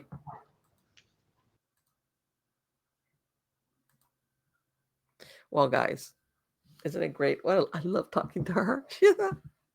What a blast. What a blast. Because you know what? She, we're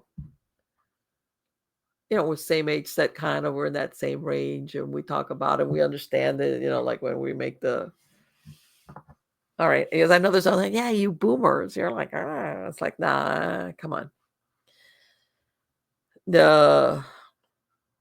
It really has nothing to do. As a matter of fact, it really has nothing to do with generation you belong to.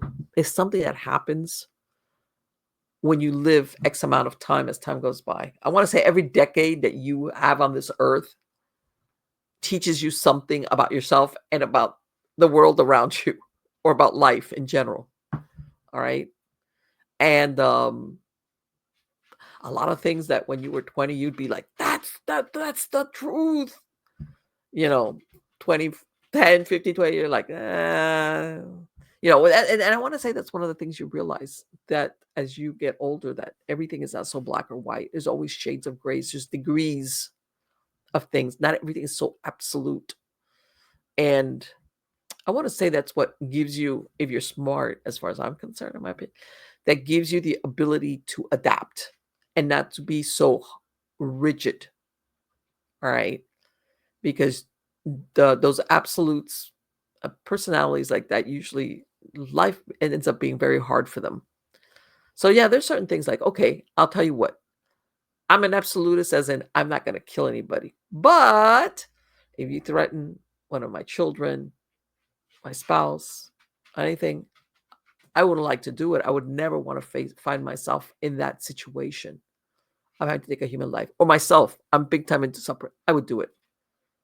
But to me, that's a big if. That never, I will never want to find it.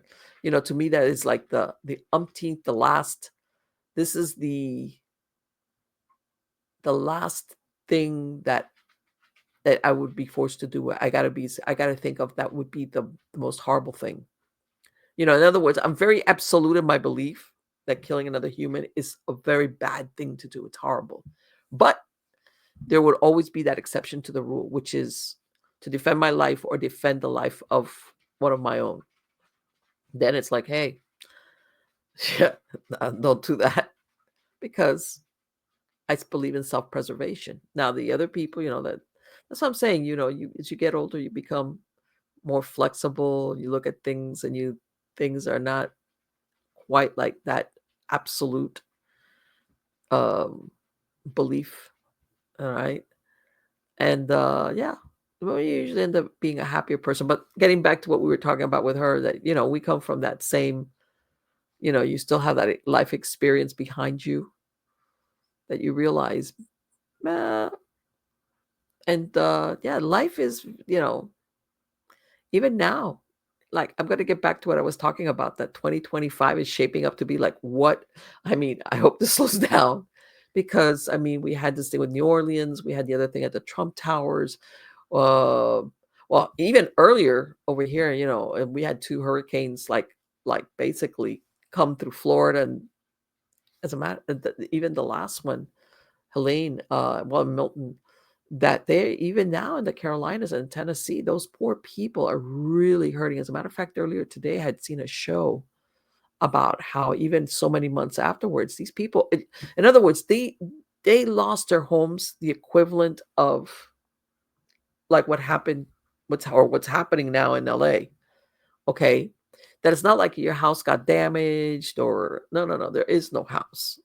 All right, all you might have, if you're lucky, is a cement slab. And these people, and this is and I want to say, this is the difference. These people that lived like in the Carolinas and Tennessee, this is not hurricane country. Because what's happening in LA, like they said, this was always a probable, possible thing always looming over them, as far as the danger of the fires.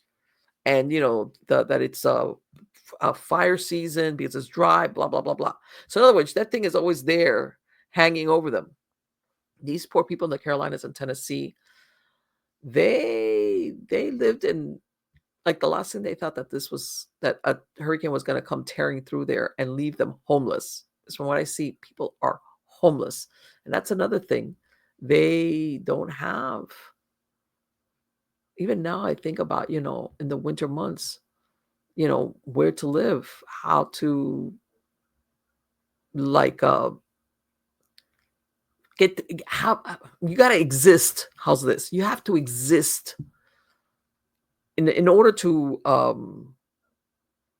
don't know, either put your house back together or live. You need to exist. You need to eat. You have children. You have it. It's like, where do you start with that? All right. And from what I understand, they're not getting that much of assistance from the government, which, by the way, is a real shame. I'm a big disagreement with that. Because those people, this is not like, oh, they're crying wolf. These people really lost everything. And like I said, I saw that report earlier today, and it was like, man, this is not good. Anyway, getting back to the original point, like, man, 2025, even the end of 2024, it's been like, what in the world is going on? And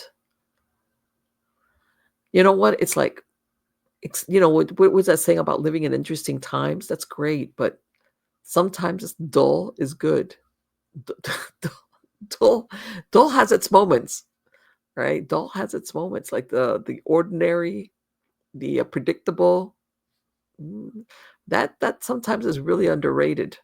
It really is, because it's become like a roller coaster. And now you see it, you think back, and sometimes, yeah, you always had events throughout history, but they would like be spaced out. This would happen, and then months would go by, or even sometimes years before something along those lines happened. And now it's like, man, every time you turn on the whatever, it's like same thing. And even now, let me get back to the weather. I mean, these blizzards going through the Midwest, all this crazy stuff that's like, I don't know. Maybe we get caught up in, the minutia, but no.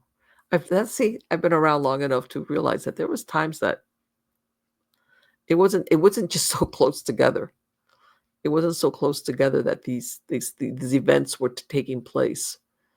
And I'll tell you, as humans, I don't care what anybody says, we're creatures of habit. And all these ups and downs wigs people out.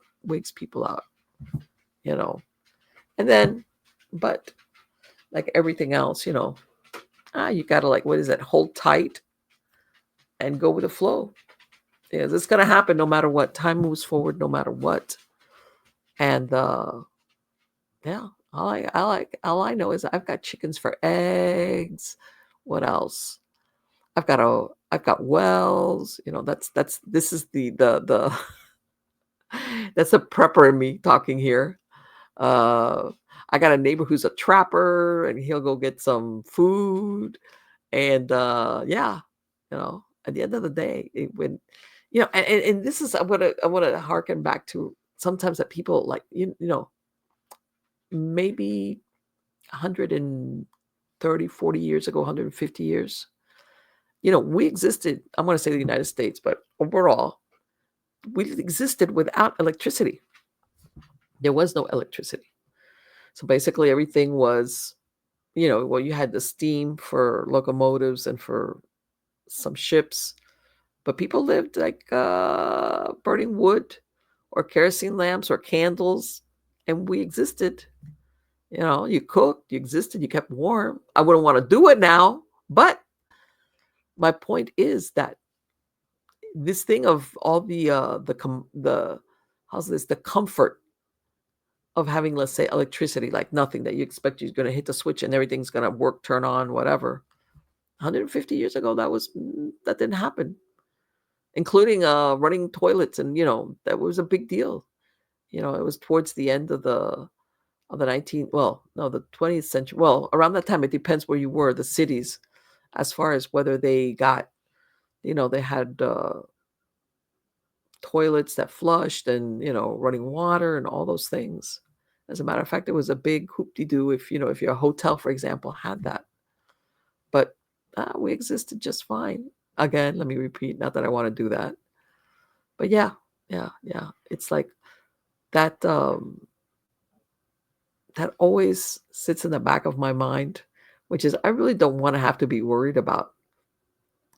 You know what? And I think I'm going to see if I can get a guest to come on here and talk about something like if there was ever an and this is what I tell everybody, because everybody thinks that, something has to be apocalyptic, like, not no zombies or anything like that. But I'm saying, you know what? All we need is just 4 weeks without electricity, and things are going to get wild, like the wild, wild west. And the reason why I know is, like, again, I'm going to harken back. I've been around for just 1 week with no electricity in a small area. But if we ever had some type of significant power outage or